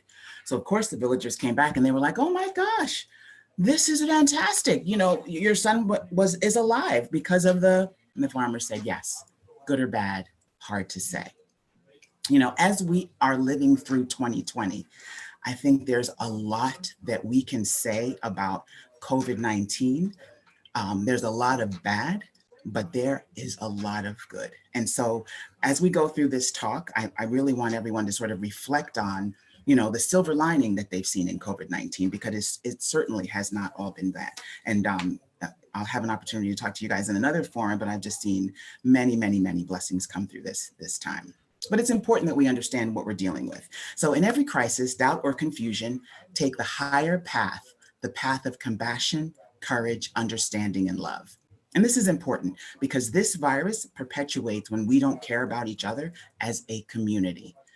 Please let me know if I'm talking too fast because I tend to talk a little bit fast, but I want to get through the material so that you can ask questions. No, you're fine. Okay. The objectives for today are just to talk about COVID-19 cases globally and in Boston or in Massachusetts, to talk about the concerns that you might have about safety and living in a community with this virus, and then to talk about the importance of physical and mental health. So I like to keep it, dealing with COVID-19 is as simple as ABC, that we need to be adaptable as a people. We need to shine and show our brilliance, and we need to have a special consciousness. And so ABC is just breaking it down, how important it is for us to survive and thrive with this virus in our community. So it is called the novel coronavirus, and it is coronavirus, the VI, and the disease, and it's 19 because of when it was discovered in late 2019. So basically, it's a virus that affects our respiratory system. If it gets in your stomach or on your skin, or it doesn't cause the harm. The harm is when it gets into the respiratory system, gets into the lung, and then it almost like hides from the body's immune system. So it can cause severe fever, cough, shortness of breath, and for some, respiratory failure. And then when that respiratory failure leads to multi-organ system failure, that's when you have a lot of bad outcomes from COVID-19. So the SARS-CoV virus, like I said, the bad thing about it, it's not the first respiratory illness that's been in the community. Before COVID, there was something called SARS, and it was primarily in China and Asia. And that's why a lot of Asians are very adaptable to wearing the mask and, being cautious about a respiratory illness being in their community. This is the first time that it has spread completely across the world. So there are a lot of cultures that are not faring well because they don't really know how to manage a global pandemic. All right. How is it spread? And this is so important because as we're dealing with this virus and more of us are going out into the community, and we're seeing on the news that people are getting infected very easily, right? It travels from one person to another. It can travel from your dog to a person because they actually believe that it started with bats in Wuhan, China. So it was an animal illness that became very, very lethal when it came into people. There are other coronaviruses. The common cold is a coronavirus, but this is the first one that has, the common cold, people get it and they get over it. This is the first one that has been so easily spread, and it is lethal in vulnerable hosts, let's say that. All right. What happens when you get the coronavirus? And unfortunately, I work in a hospital, and so I have seen literally hundreds of people with coronavirus. And what's crazy to me sometimes is that I see people and they have the symptoms and they don't even know that they have the symptoms. So the reason is because people are like, oh, it might be my allergies, or it might be a cold, or I just think I have a stomach ache or something. The symptoms are very succinct, meaning that they don't happen in everyone. So there's 30% of people who will be infected with the coronavirus, be able to spread it to others, and not have any of these symptoms. But the classic symptoms are fever, sore throat, cough, shortness of breath, and muscle aches. There are other symptoms, very classic. Diarrhea is a symptom. Very often people will get, stomach virus symptoms, and then they start having, these are very common. So people do not always tune in that they might have corona.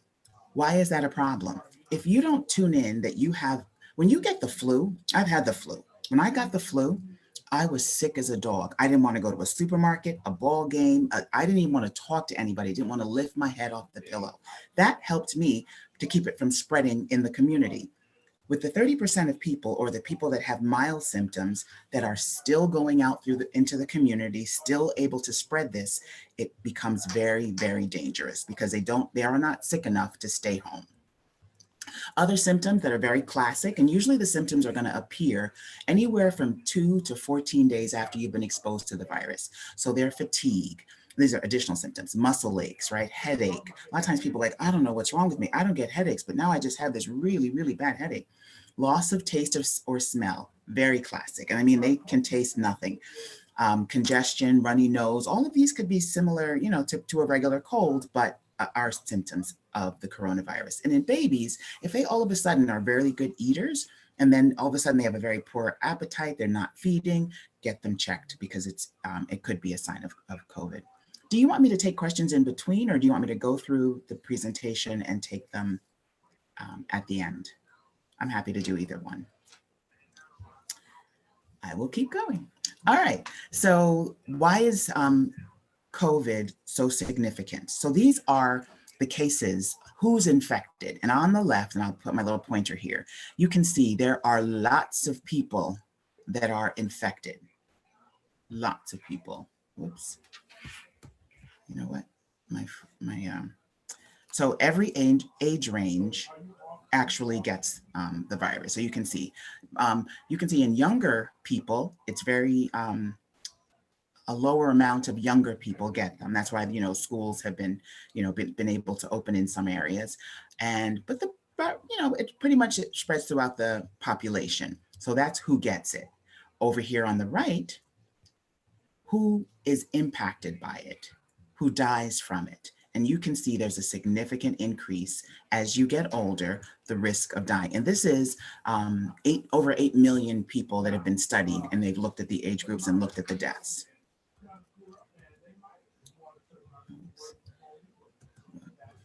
Sorry, I'm having a little, let's see.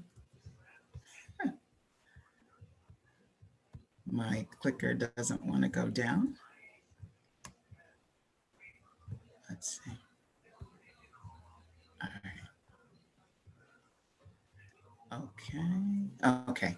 So this is by ethnicity. So what races are getting it? And you can see that Caucasians both get it and die from it more just because of the volume. African Americans, Hispanics actually get the coronavirus more than Black people.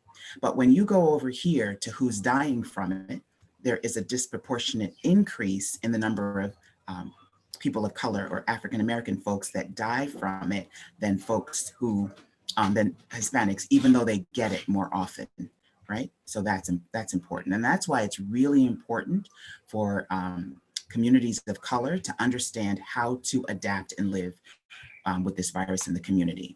So this is the percentage of cases, again, who gets it.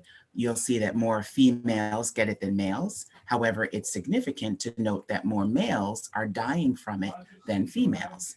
So men, when we tell you to listen to us because you live longer when we take care of you, it's the truth. So, all right, Massachusetts. So I love this site, and anybody can look at it. This is the Worldometer site where it just kind of tells what is going on with COVID in the world.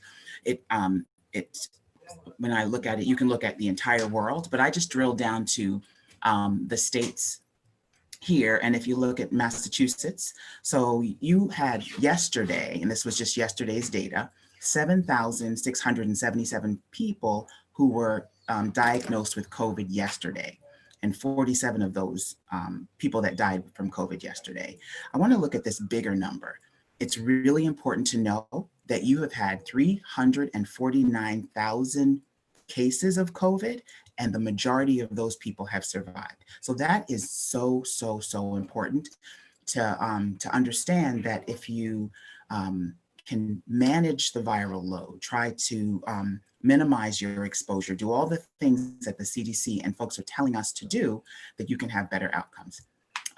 This is actually the counties in Boston, and for my people that are on Facebook, I'm doing this talk specifically to a group in Boston, and that this is the population. So I'm focusing on their statistics.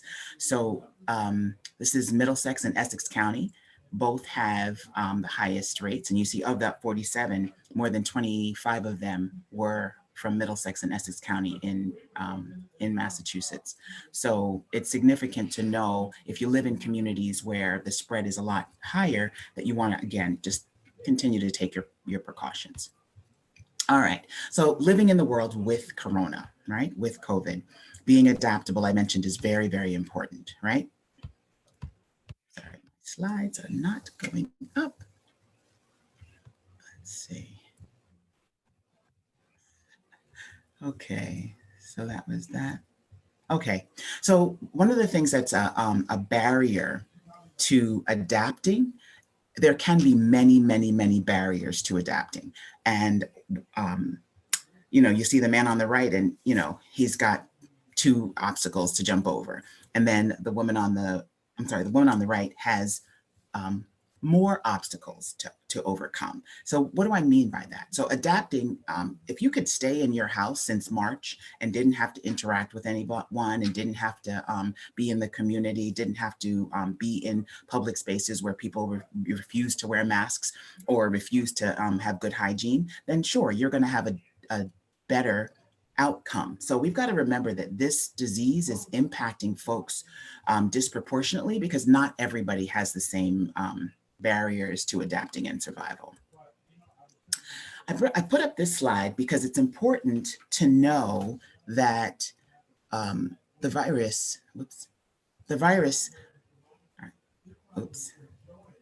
okay, something happened with my screen share here. Just share it again. Okay. Thank you. Click OK.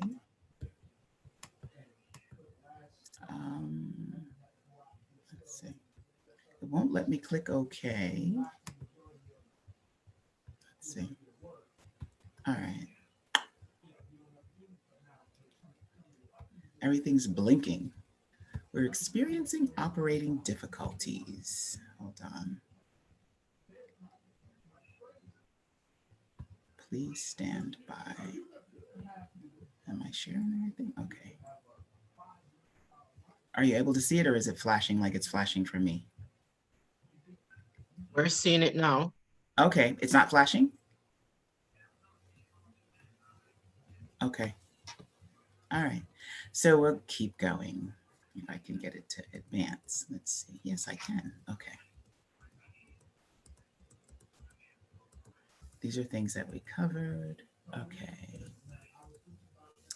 Talked about it. Oh, so the reason why I put this slide up is I think that some folks in the community don't realize that the back of your throat connects the nose and the mouth. That's why it's important when you're out in the community that you cover completely both your nose and your mouth to avoid both getting it and to avoid shedding it. So that masks work because they actually contain, it's what they call source containment. Is the screen? Wait, let me see. My screen is flashing, but I just want to mention that masks work because they contain the source. So if you're the one that has it, and you could be one of those what they call asymptomatic carriers, the mask works by keeping your virus to yourself and not contaminating other folks. Realizing that the mask is only as good as whatever the material is that you've made it of. So that surgical masks and the N95s that are worn by healthcare providers are great and have the best containment, but certainly having some sort of a cover over the nose and mouth. And if you can blow out a candle, it's not going to be as effective. So recognizing that masks do work. I point out that there's good masks and bad masks, right? The fabric, if you're able to, like I said, blow out a candle through the fabric of your mask, it's not protecting you like you want it to. If it has a vent, and you can see here, this person's mask has a lovely vent, which I think a lot of people feel very comfortable about. However, you're filtering what you inhale, but you are breathing out whatever you have. So if you have COVID and you're wearing one of these masks, you are essentially contaminating everyone around you. And they didn't recommend using the N95s in the general public just because during the time that this slide was made, it was actually, there was a shortage. Being able to source masks was difficult. All right, what can we do? Is it flashing for you or is it fine? Okay. It's okay. All right. So I want to focus on what should we do? What should we be doing? So if you come in contact with the virus, right? The first thing you have to do is make sure that you protect yourself, right? That you are, if you're sick and unwell, that you stay home. That's critical. A lot of folks don't have the choice to stay home. And so I'm always an advocate for letting people know that as much as possible, we should be advocating for people to be able to keep the virus to themselves. So that's important. All right. I am not sure what is going on here. Let's see. Okay. So the other thing that you need to make sure that you do is you understand how to protect yourself. So right now we're in a space where several companies have been working on a vaccine. So there's more than 50, I think 54 vaccines that are in production across the world.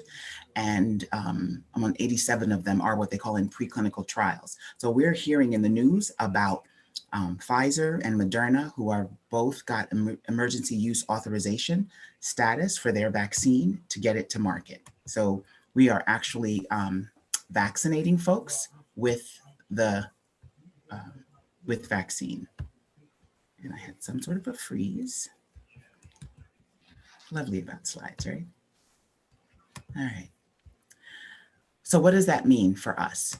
The vaccine has been in production. And like I said, the vaccine has been being worked on across the world. So the two that are in the United States now, and I apologize, my slides are not working. I'll try stop sharing and then come back again.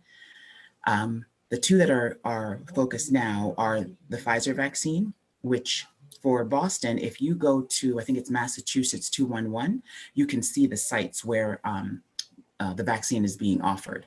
And they've put up what they call a tiered system to distribute the vaccine. The vaccine is being distributed based on the CDC's recommendation. So that's the healthcare workers, long-term care facilities, forward-facing workers are going to be first, and then people who are at risk are second tier, and then the general population. So you can see every state is going to have a distribution plan.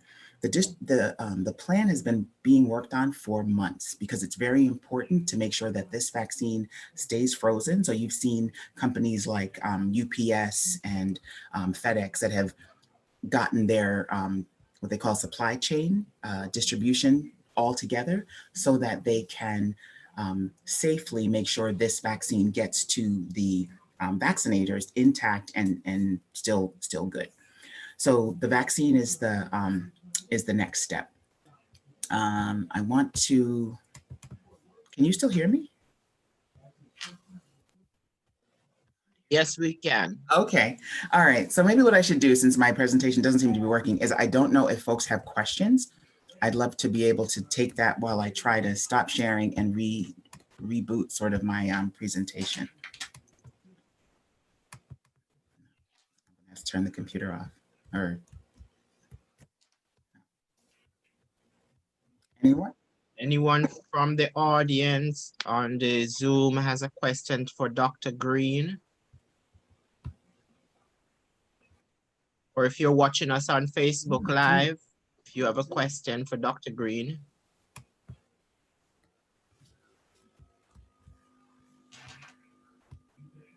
All right. My question is for the doctor is the vaccine that's coming out. How safe is the vaccine that's coming out? That's a great question. So the safety of the vaccine has been tested in a pretty large population.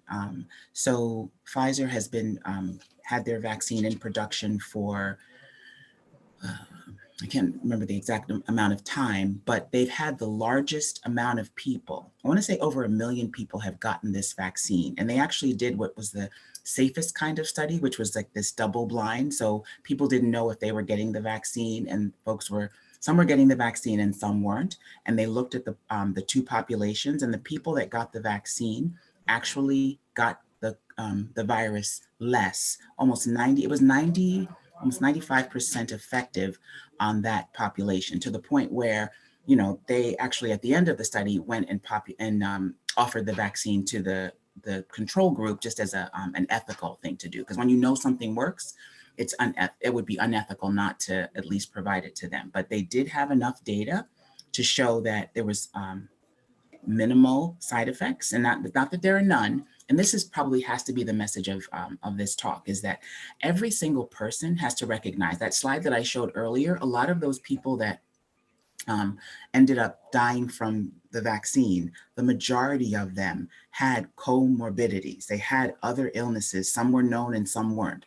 So diabetes, asthma, heart disease, all of these served folks poorly, and they'd had poor outcomes with the virus. So having a relationship with your healthcare provider is really important for any vaccine. And you know, this is not the first vaccine. You know, we're come from places, anybody who's traveled, if you want to go to certain countries, there's lots of vaccines. I'm a nurse, so I had to have the hepatitis B vaccine.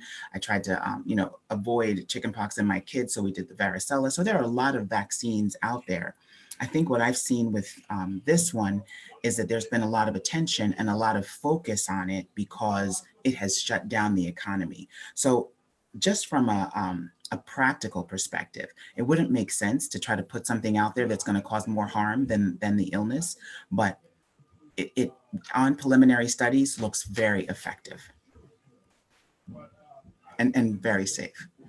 Again, it's all about who's in the study, communicating back and forth. So I'm always going to encourage folks that you need to speak with your doctor about, is this the right time and the right thing for you? And sometimes it's going to be weighing the risks and benefits, because some people have so many comorbidities, they really can't afford to get the virus. So they would opt to take the vaccine, but it has to be a conversation with someone who knows your health and somebody that you trust. Thank you, Doc. Yeah, absolutely. Absolutely. I want to talk a little bit about, because I get the feeling, and as I talk to people in the community, that there are some folks that are like, I'm not taking it. It's the mark of the beast. I'm not doing it. Okay. So for those folks who are just saying, you know what, I'm not going to take this virus, there's still work that you have to do to keep from spreading this virus and from potentially contaminating yourself, right? So if you are in a household where someone has gotten COVID, it's really important to contain that source as much as possible. I had a little scare here with my my husband. So he you know, had a fever, and so, you know, I'm a nurse. I'm like, oh my God, you might have it. So we had to, you know, put him in quarantine, make sure that, you know, we cleansed until we could get him tested. But that's not an easy feat. If you're sharing a bathroom, sharing phones, sharing, you know, kitchen counters, you don't even think about the number of surfaces that you touch throughout your home in a day. So in an effort to stay safe, you're going to have to really be vigilant about washing hands. And hand washing, we say it like very glibly, but before, hospitals were really, really focused on trying to minimize, the number of infections that we were passing on to other people. And when they looked at what was the cause, it was poor hand washing. And, I'm a nurse and I've been in the community. You go into a public restroom with someone goes in and then they just come right out. And that was before COVID. So now in the community, it's really important that every time you touch surfaces that you wash your hands. Hand sanitizer is fine. I want to say that COVID is a very weak vaccine, a weak virus, in that soap and water, disintegrates the virus. So some people are like, I need heavy duty, bleach. I need blah, blah, blah. You just need to sanitize and wash your hands. When they say wash your hands with soap and water for 20 seconds, that destroys the virus. You can kill a fly with an Uzi, but a fly swatter works. So, in order to, keep our community safe, I think it's really important for us to just recognize what it is, how it's transmitted, how we can keep ourselves safe, and realize that, I could be a person who feels perfectly fine, but has enough viral load to take out a nursing home or take out my grandmother or take out, some inadvertent, person who just came to the supermarket and I'm, touching surfaces and I have it. And they could be in that group of people who are affected. So, whether you take the vaccine or you don't take the vaccine, we are still going to have to mask, social distance, and wash hands on a regular basis because this virus has not gone anywhere. A lot of the production that was going on the virus, the vaccine, was in preparation for SARS. So there was a lot of pre-work that was done because that was a respiratory illness. This is here, and we need to understand. I keep hearing people say, oh, I can't wait till this just goes away. It's been politicized. That's wrong. Scientists, if you have people who are, of scientific mind in your lives, just talk with them. The cold virus, look how quickly, one person gets a cold, another person. Look how the flu, would spread through our communities. This is in our community. We have to learn to adapt. Dr. Greene, they talk about two doses of the vaccine. It's very important. Okay. So this Pfizer vaccine requires 2 doses. I think Pfizer is 21 days and Moderna might be 24. There's a difference, but when you go to take the vaccine, they'll actually tell you the date that you need to come back. And the reason is this vaccine is working on our immune system, meaning that all it is sort of giving our immune system the information, and what's stuck on the screen. This is really funny how God works. He's like, don't show too many pictures, just show them this. So this COVID vaccine has a spike protein. So the vaccine is basically taking not the actual, you're not getting actual virus, right? But this spike protein code, let's say, putting it into your system and having your system develop antibodies to be able to have that virus not make you as sick or not make you sick at all. Because it's like once I had the chicken pox, I don't care how many people I came around with chicken pox, I could not get it again because my body knew what to do. So that's what this vaccine is doing, right? It's giving our body the information about this virus so that our bodies can make the antigens to be able to fight it. And we fight viruses all the time. That's why I really appreciate the 2 previous presenters. Exercise is so important. Nutrition is so important. They're doing a lot of research now on vitamin D, and they're finding that bats, because they live in caves, they don't have a lot of vitamin D. And so this virus was able to, thrive in that host. They're doing some research now on the people who died from the coronavirus, and they found deficiencies in vitamin D. So making sure that we have a well-rounded nutrition, that we are, that we have exercise, that our bodies, that our body sweats, and that we, have our body do what it does well, optimally, is the way that we survive and adapt again to this virus that's in our community. The healthy hosts do a whole lot better. When they look at people in the military, they look at people who are young and healthy, all the athletes. That's why they were kind of like, it's nothing. But we have had young people, and you saw the chart earlier. there've been deaths in every age group. I think it was Maryland that buried a 1-year-old, you know, a couple of months ago. So we don't know how it's going to act in different hosts. So you're kind of playing Russian roulette if you just say, yeah, I'm good, I'm young and healthy, I'm gonna, you know, I'm gonna weather the storm. Protecting each other is sort of our responsibility in this virus because of those asymptomatic carriers. I'm not afraid of the virus, but I don't want to be that person who I'm perfectly healthy and I've contaminated somebody else. Dr. Greene, what's the difference between Moderna and Pfizer? What's the difference? So I wish I could show you my slide. So how a vaccine works is the difference. Both Moderna and Pfizer are using RNA-based technology, but one is a little bit different than the other. They still require 2 doses, and this is all still being studied because the basics, the reason for the 2 doses is that for your body to get what the source is, and then in the 28 days you get another dose, and then you elicit your own immune response to it. So in their current trial, they've done studies, and that's the best formula for getting the best immune response. However, like I said, there's 54 other vaccines that are in clinical trials. I've seen ones that are working on just 1 dose. I've seen ones that are working on,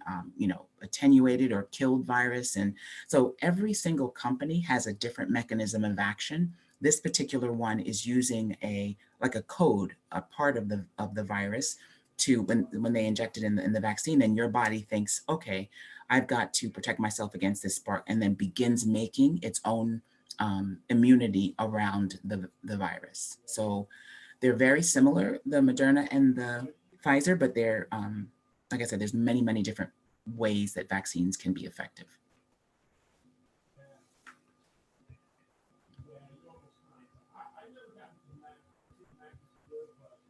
Any other questions? Let's see. Now is the time, guys. Ask all your questions. Dr. Greene is here, the expert. You know what? I've had a lot of time, since March to read up. I think that the other presenters really gave good information. And one of the things I always like to leave folks with is, well, what can I do? You know, what can I, because people tend to get in fear and then get depressed. And there's been an increase in suicides, in mental breakdowns. I think, you know, marriages have either done very well or done very poorly because we've just been inside, and this has been a very challenging, terrifying time. But it's really, really important to connect to things that you can do. You know, exercise is wonderful for stress, wonderful. And it should be something that you enjoy doing. And even if you're the only one who enjoys doing it, that's fine. Just do something that's going to get you moving. It gets you in a different headspace, and that's healthy for you and healthy for your immune system. Nutrition, I can't say. You know, I recognize that from March until July, I had comfort eating. So it was like, you know, just sit and eat. And then I realized that, wait a minute, you know, if I get into that category of morbid obesity, then I'm going to put myself at higher risk, and I'm not going to be achieving what I want, which is, you know, a good quality of life. So be intentional about, you know, keeping connections. Just because we're socially distant doesn't mean that we have to not see people. I was on a Zoom call with some family in England. Probably wouldn't have been able to go to that party, but I was at the party, you know, having a good time with my uncle who turned 90. So just recognize that, you know, we need to find our joy. You know, if your joy was just in going to events and, you know, having people that you don't know see you in, you know, things that didn't matter, find your joy. This is an opportunity for a lot of things. So I really encourage folks to look for the silver lining. That was a part of my presentation. Dr. Greene, our folks and many other people has this narrative that because the Black folks and their pigmentation are more stronger, they are less prone to the vaccine. But Is that So that's so? hard. There really has not been research on, because remember they said it was 94, 95% effective. So that means that there's a 5% of the population that the vaccine doesn't work for. So there's not enough information yet to say which populations are the vaccine doesn't work for. And I think that even happened, we were, I know Jamaicans were taking the TB vaccine before, and then they would come here and they would draw titers and realize that they weren't immune. So recognizing that we don't have enough information yet. I encourage everyone, if there's an opportunity to participate in a clinical trial, that is a good thing. I'm in a couple of clinical trials, actually, one for cancer and one for COVID. Just being able to add my responses and how my body reacts to things, not the vaccine, but, have I gotten COVID? There's a lot of different clinical trials out there, and only from participating and giving the feedback will we know, yes, this works for this population. What's an exciting time that we're living in now is that there's so much information. The reason why there was so much speed on working on this is that the human genome was mapped, and then there's all this information sharing among scientists now. So, the person that got so far on one thing is able to share, their work with others. So recognizing that we're one community on this planet has helped us to be able to move quicker, to be able to have us all be healthy and not just, okay, I've got the vaccine and I'm not going to give it to you. There are minds, World Health Organization is working on now, how can we get this vaccine to all vulnerable populations? Not as a forced thing, but if it's something that's going to help and protect vulnerable populations, how can we make sure that it's not just something that, rich Caucasian people have access to? We want it to get to human beings.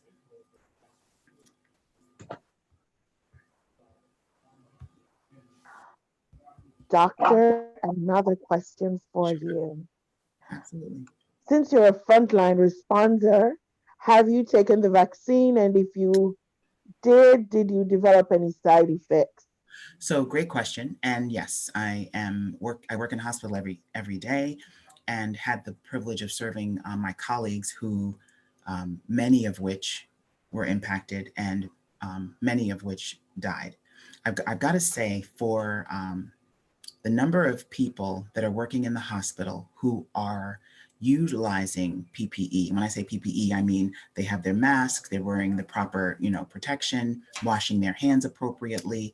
My critical care nurses who were taking care of the sickest COVID patients came down with coronavirus less than someone, and others in other departments who, once they got back to their offices, they felt like, oh, I don't have to put this on anymore because the patients are out there.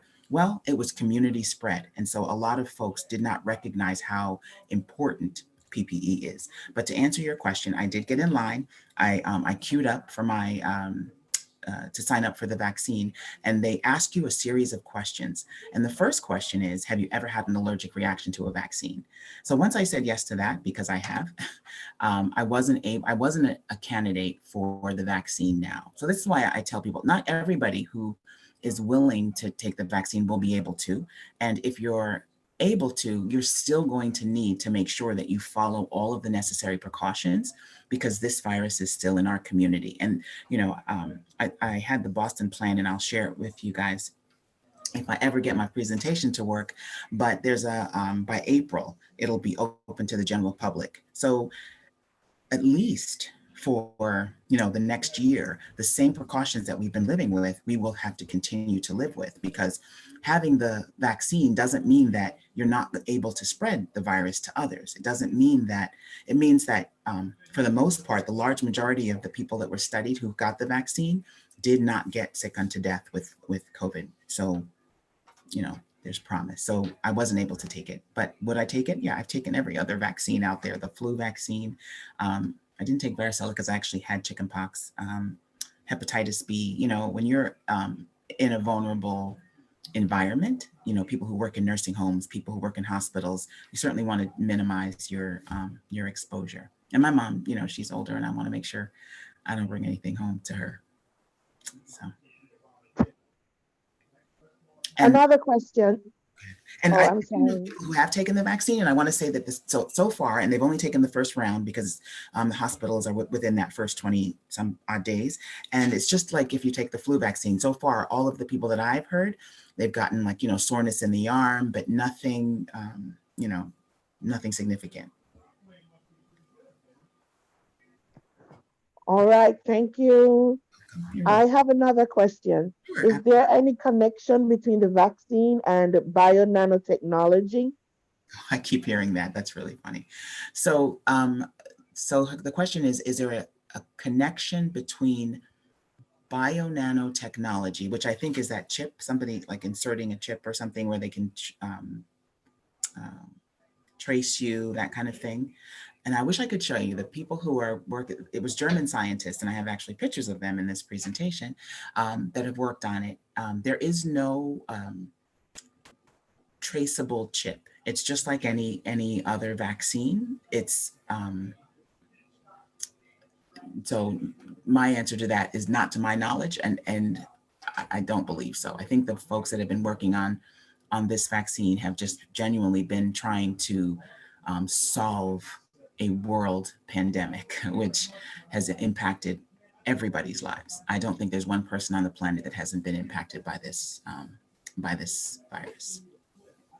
So I would think your cell phone is probably more, more traceable. Like all of us have our cell phones with us all the time, so they know where we are. No need to put a chip in us. Mine's right here.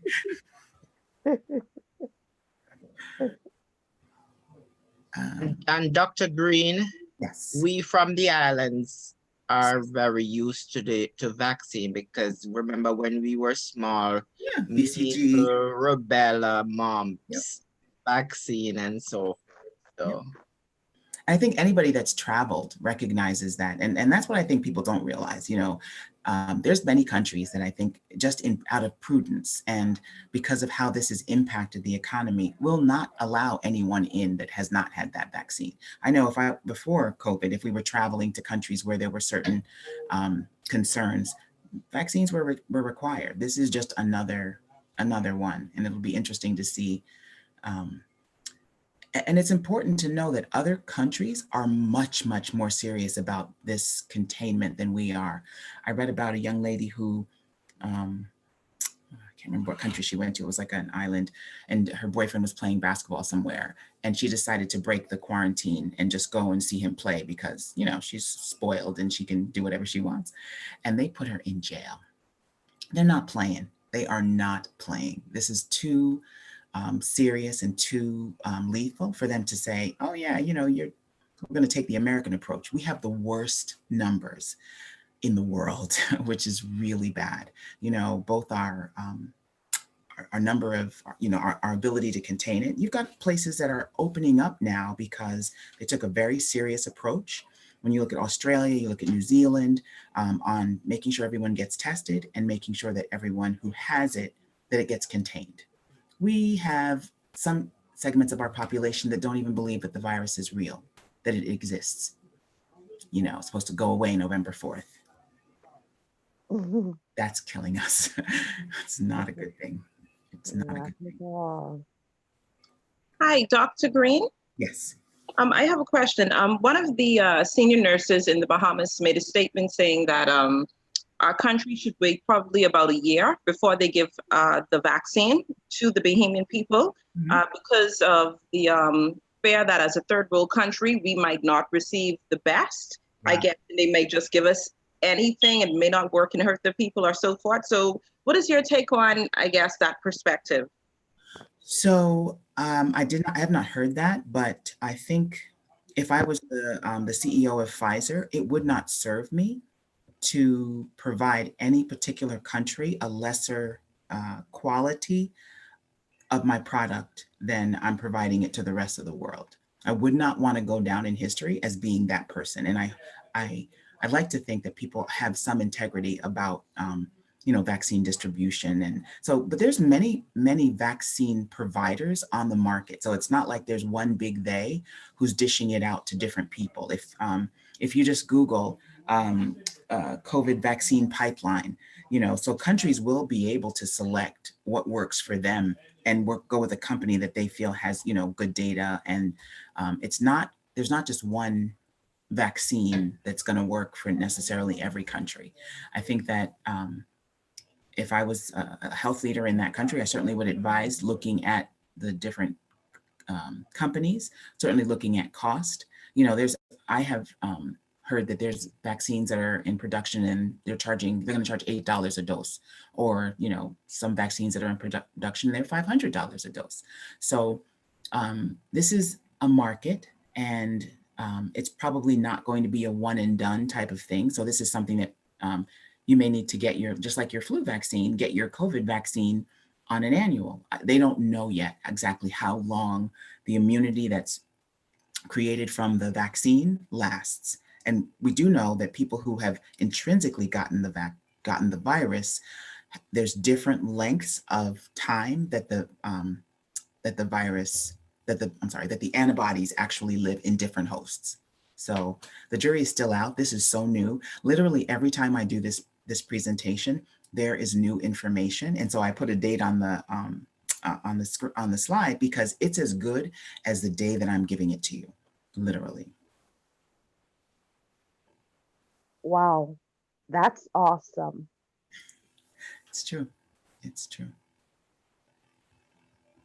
So, but that being said, I would love to work with any, you know, health authorities. I think, I don't know that countries have had to work on a problem that has been this, you know, a global issue like this. And so it's going to really take all minds coming to the table and looking at how are we going to prioritize, how are we going to control. Public health now is critical to any nation's survival, whether it be, you know, you're a first world country or a third world country. How are we going to have our people best live? You know, I remember my grandmother, because she ran a sugar plantation in Jamaica, and they would have public health nurses that would go into the community and teach clean wash better than dirty wipe, or something like that, right? Because you have to get to the folks and let them know how important hygiene is. You know, how just something simple as hand washing improved maternal morbidity in third world countries. So we're going to have to come up with ways that we adapt to this virus in our community. It just totally died. Thank you so much, Dr. Greene. You're welcome. You're welcome. The last question for you. Okay.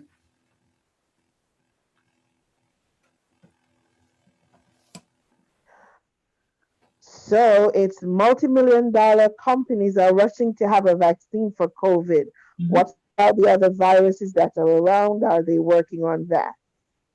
That's a good question. So everyone knows that we live in a capitalistic country, right? And that everything works on priorities. And the priorities of many companies, well, most companies, right? All for-profit companies are in business to make a profit. And so a lot of the motivation for working on different diseases has been based on what's the impact of the profit that I can make from this product. So whether it be diabetes or hypertension or cancer, we certainly recognize that profit is a motivator.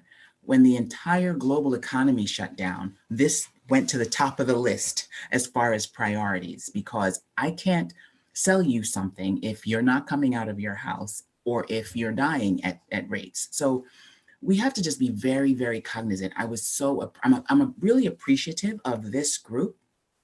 The two groups have gotten together because what they're giving you is good information, meaning that eating right, being healthy, making sure that you optimize the host is not the most,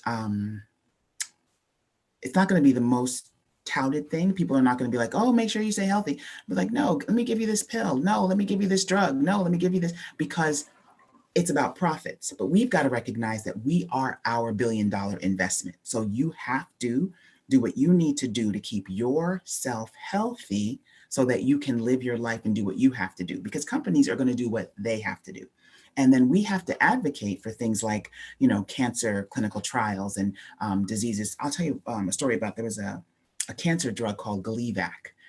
I probably shouldn't. Anyway, I don't want to disparage pharmaceutical companies, but just recognize that everybody has their motivation and we have to optimize our health as much as possible. That's all I'm going to say. Thank you so much, Dr. Greene. You're welcome. You're welcome. So, ladies and gentlemen, that was Dr. Lois Greene, and she's a methodical, results-driven, and performance-focused professional with extensive leadership experience within the healthcare and medical field, coupled with in-depth expertise in the process improvement, facility operations management. She's also into healthcare administration and customer service and relations. And I'm sure you could hear that in the presentation. Currently, she serves as the Director of Patient Safety and Clinical Risk Management at the University Hospital in Newark, New Jersey. Thank you so much, Dr. Greene. Welcome. Your presentation was just so effortless and filled with information. All of viewers and listeners, I want you to understand that you really got a good program today. You learned how to eat, you need to exercise, and the importance of getting vaccinated if you can take the vaccine. Ladies, gentlemen, at this time, we have to thank some people again. We really need to thank the Boston Public Health Commission for their grant. We need to thank the Authentic Caribbean Foundation, Inc. and Mr. Andrew Sharp. We need to thank the Sweetwater Blossom Foundation and Miss Michelle Tingling. We also want to thank Miss Antoinette Aiken, who provided sign language interpretation. And of course, we can't go without saying thank you, thank you, thank you to Miss Beatrice Suffrant, Miss Sonia Grant, and Dr. Lois Greene. Thank you so much. Before we go out, we'll ask Mr. Sharp to just say a few words. Thank you so much, Maureen Reid, for being our MC for this program. Wow, what a wealth of information. Knowledge is power. And we're so happy that the Boston Public Health Commission gave us the opportunity to provide this presentation to Boston residents, especially Caribbean Americans who have been affected by COVID-19. They are frontline workers. Thanks to all our partners. I want to thank Miss Michelle Tingling for the tireless effort working with me to get this program together. Miss Beatrice Suffrant, energizing, showing us that it's important to exercise, which I need to do more. And Miss Sonia Grant, what a presentation on nutrition, you know, letting people know the type of food we need to eat and so forth. And Dr. Greene, such depth on the vaccine, you know, right, there's so much misinformation out there. So your presentation was timely, very much timely. And we look forward to seeing you again. Absolutely. With a panelist. Yeah. Maureen, you could take it out. And just to let you know, guys, that this recording will be available on our YouTube channel. So you could go on our YouTube channel and to be able to listen to the recording. All right. Thank you so much, Mr. Sharp. So as Mr. Sharp said, head on over to the Authentic Caribbean Foundation Inc. to their YouTube channel. So go to their channel on YouTube and you can watch the recording. A wealth of Hey guys, knowledge. sorry about that. So basically, I was doing a talk for the Boston Caribbean Foundation, and they wanted me to just Right. So Go head ahead. on over and listen. So knowledge is power. So go and watch it. There was a wealth of knowledge, but this is not over yet. The awesomeness, the information is not over yet. We have 2 days to go. So tomorrow, the 28th, and on the 29th, there'll be two other programs starting at 6, ending at 9. So we'll look at stress management, the value of occupational therapy in the management of COVID 19, building our immune systems for COVID 19. Wow, awesome stuff. Stop bashing the bush. Herbs and nutrition for the body. And another round with Dr. Lois Greene and two panelists as they look at demystifying the COVID vaccines in the communities of color. So, once again, thank you to all of the presenters. Thank you to the Boston Public Health Commission. Thank you to Authentic Cabin Foundation Inc. Thank you to Sweetwater Blossom Foundation. Thank you to Michelle Tingling and Mr. Andrew Sharp and our sign language interpreter, Miss Antoinette Aiken. We see you right here tomorrow, same place, same time, 6 p.m. for more information. Take care.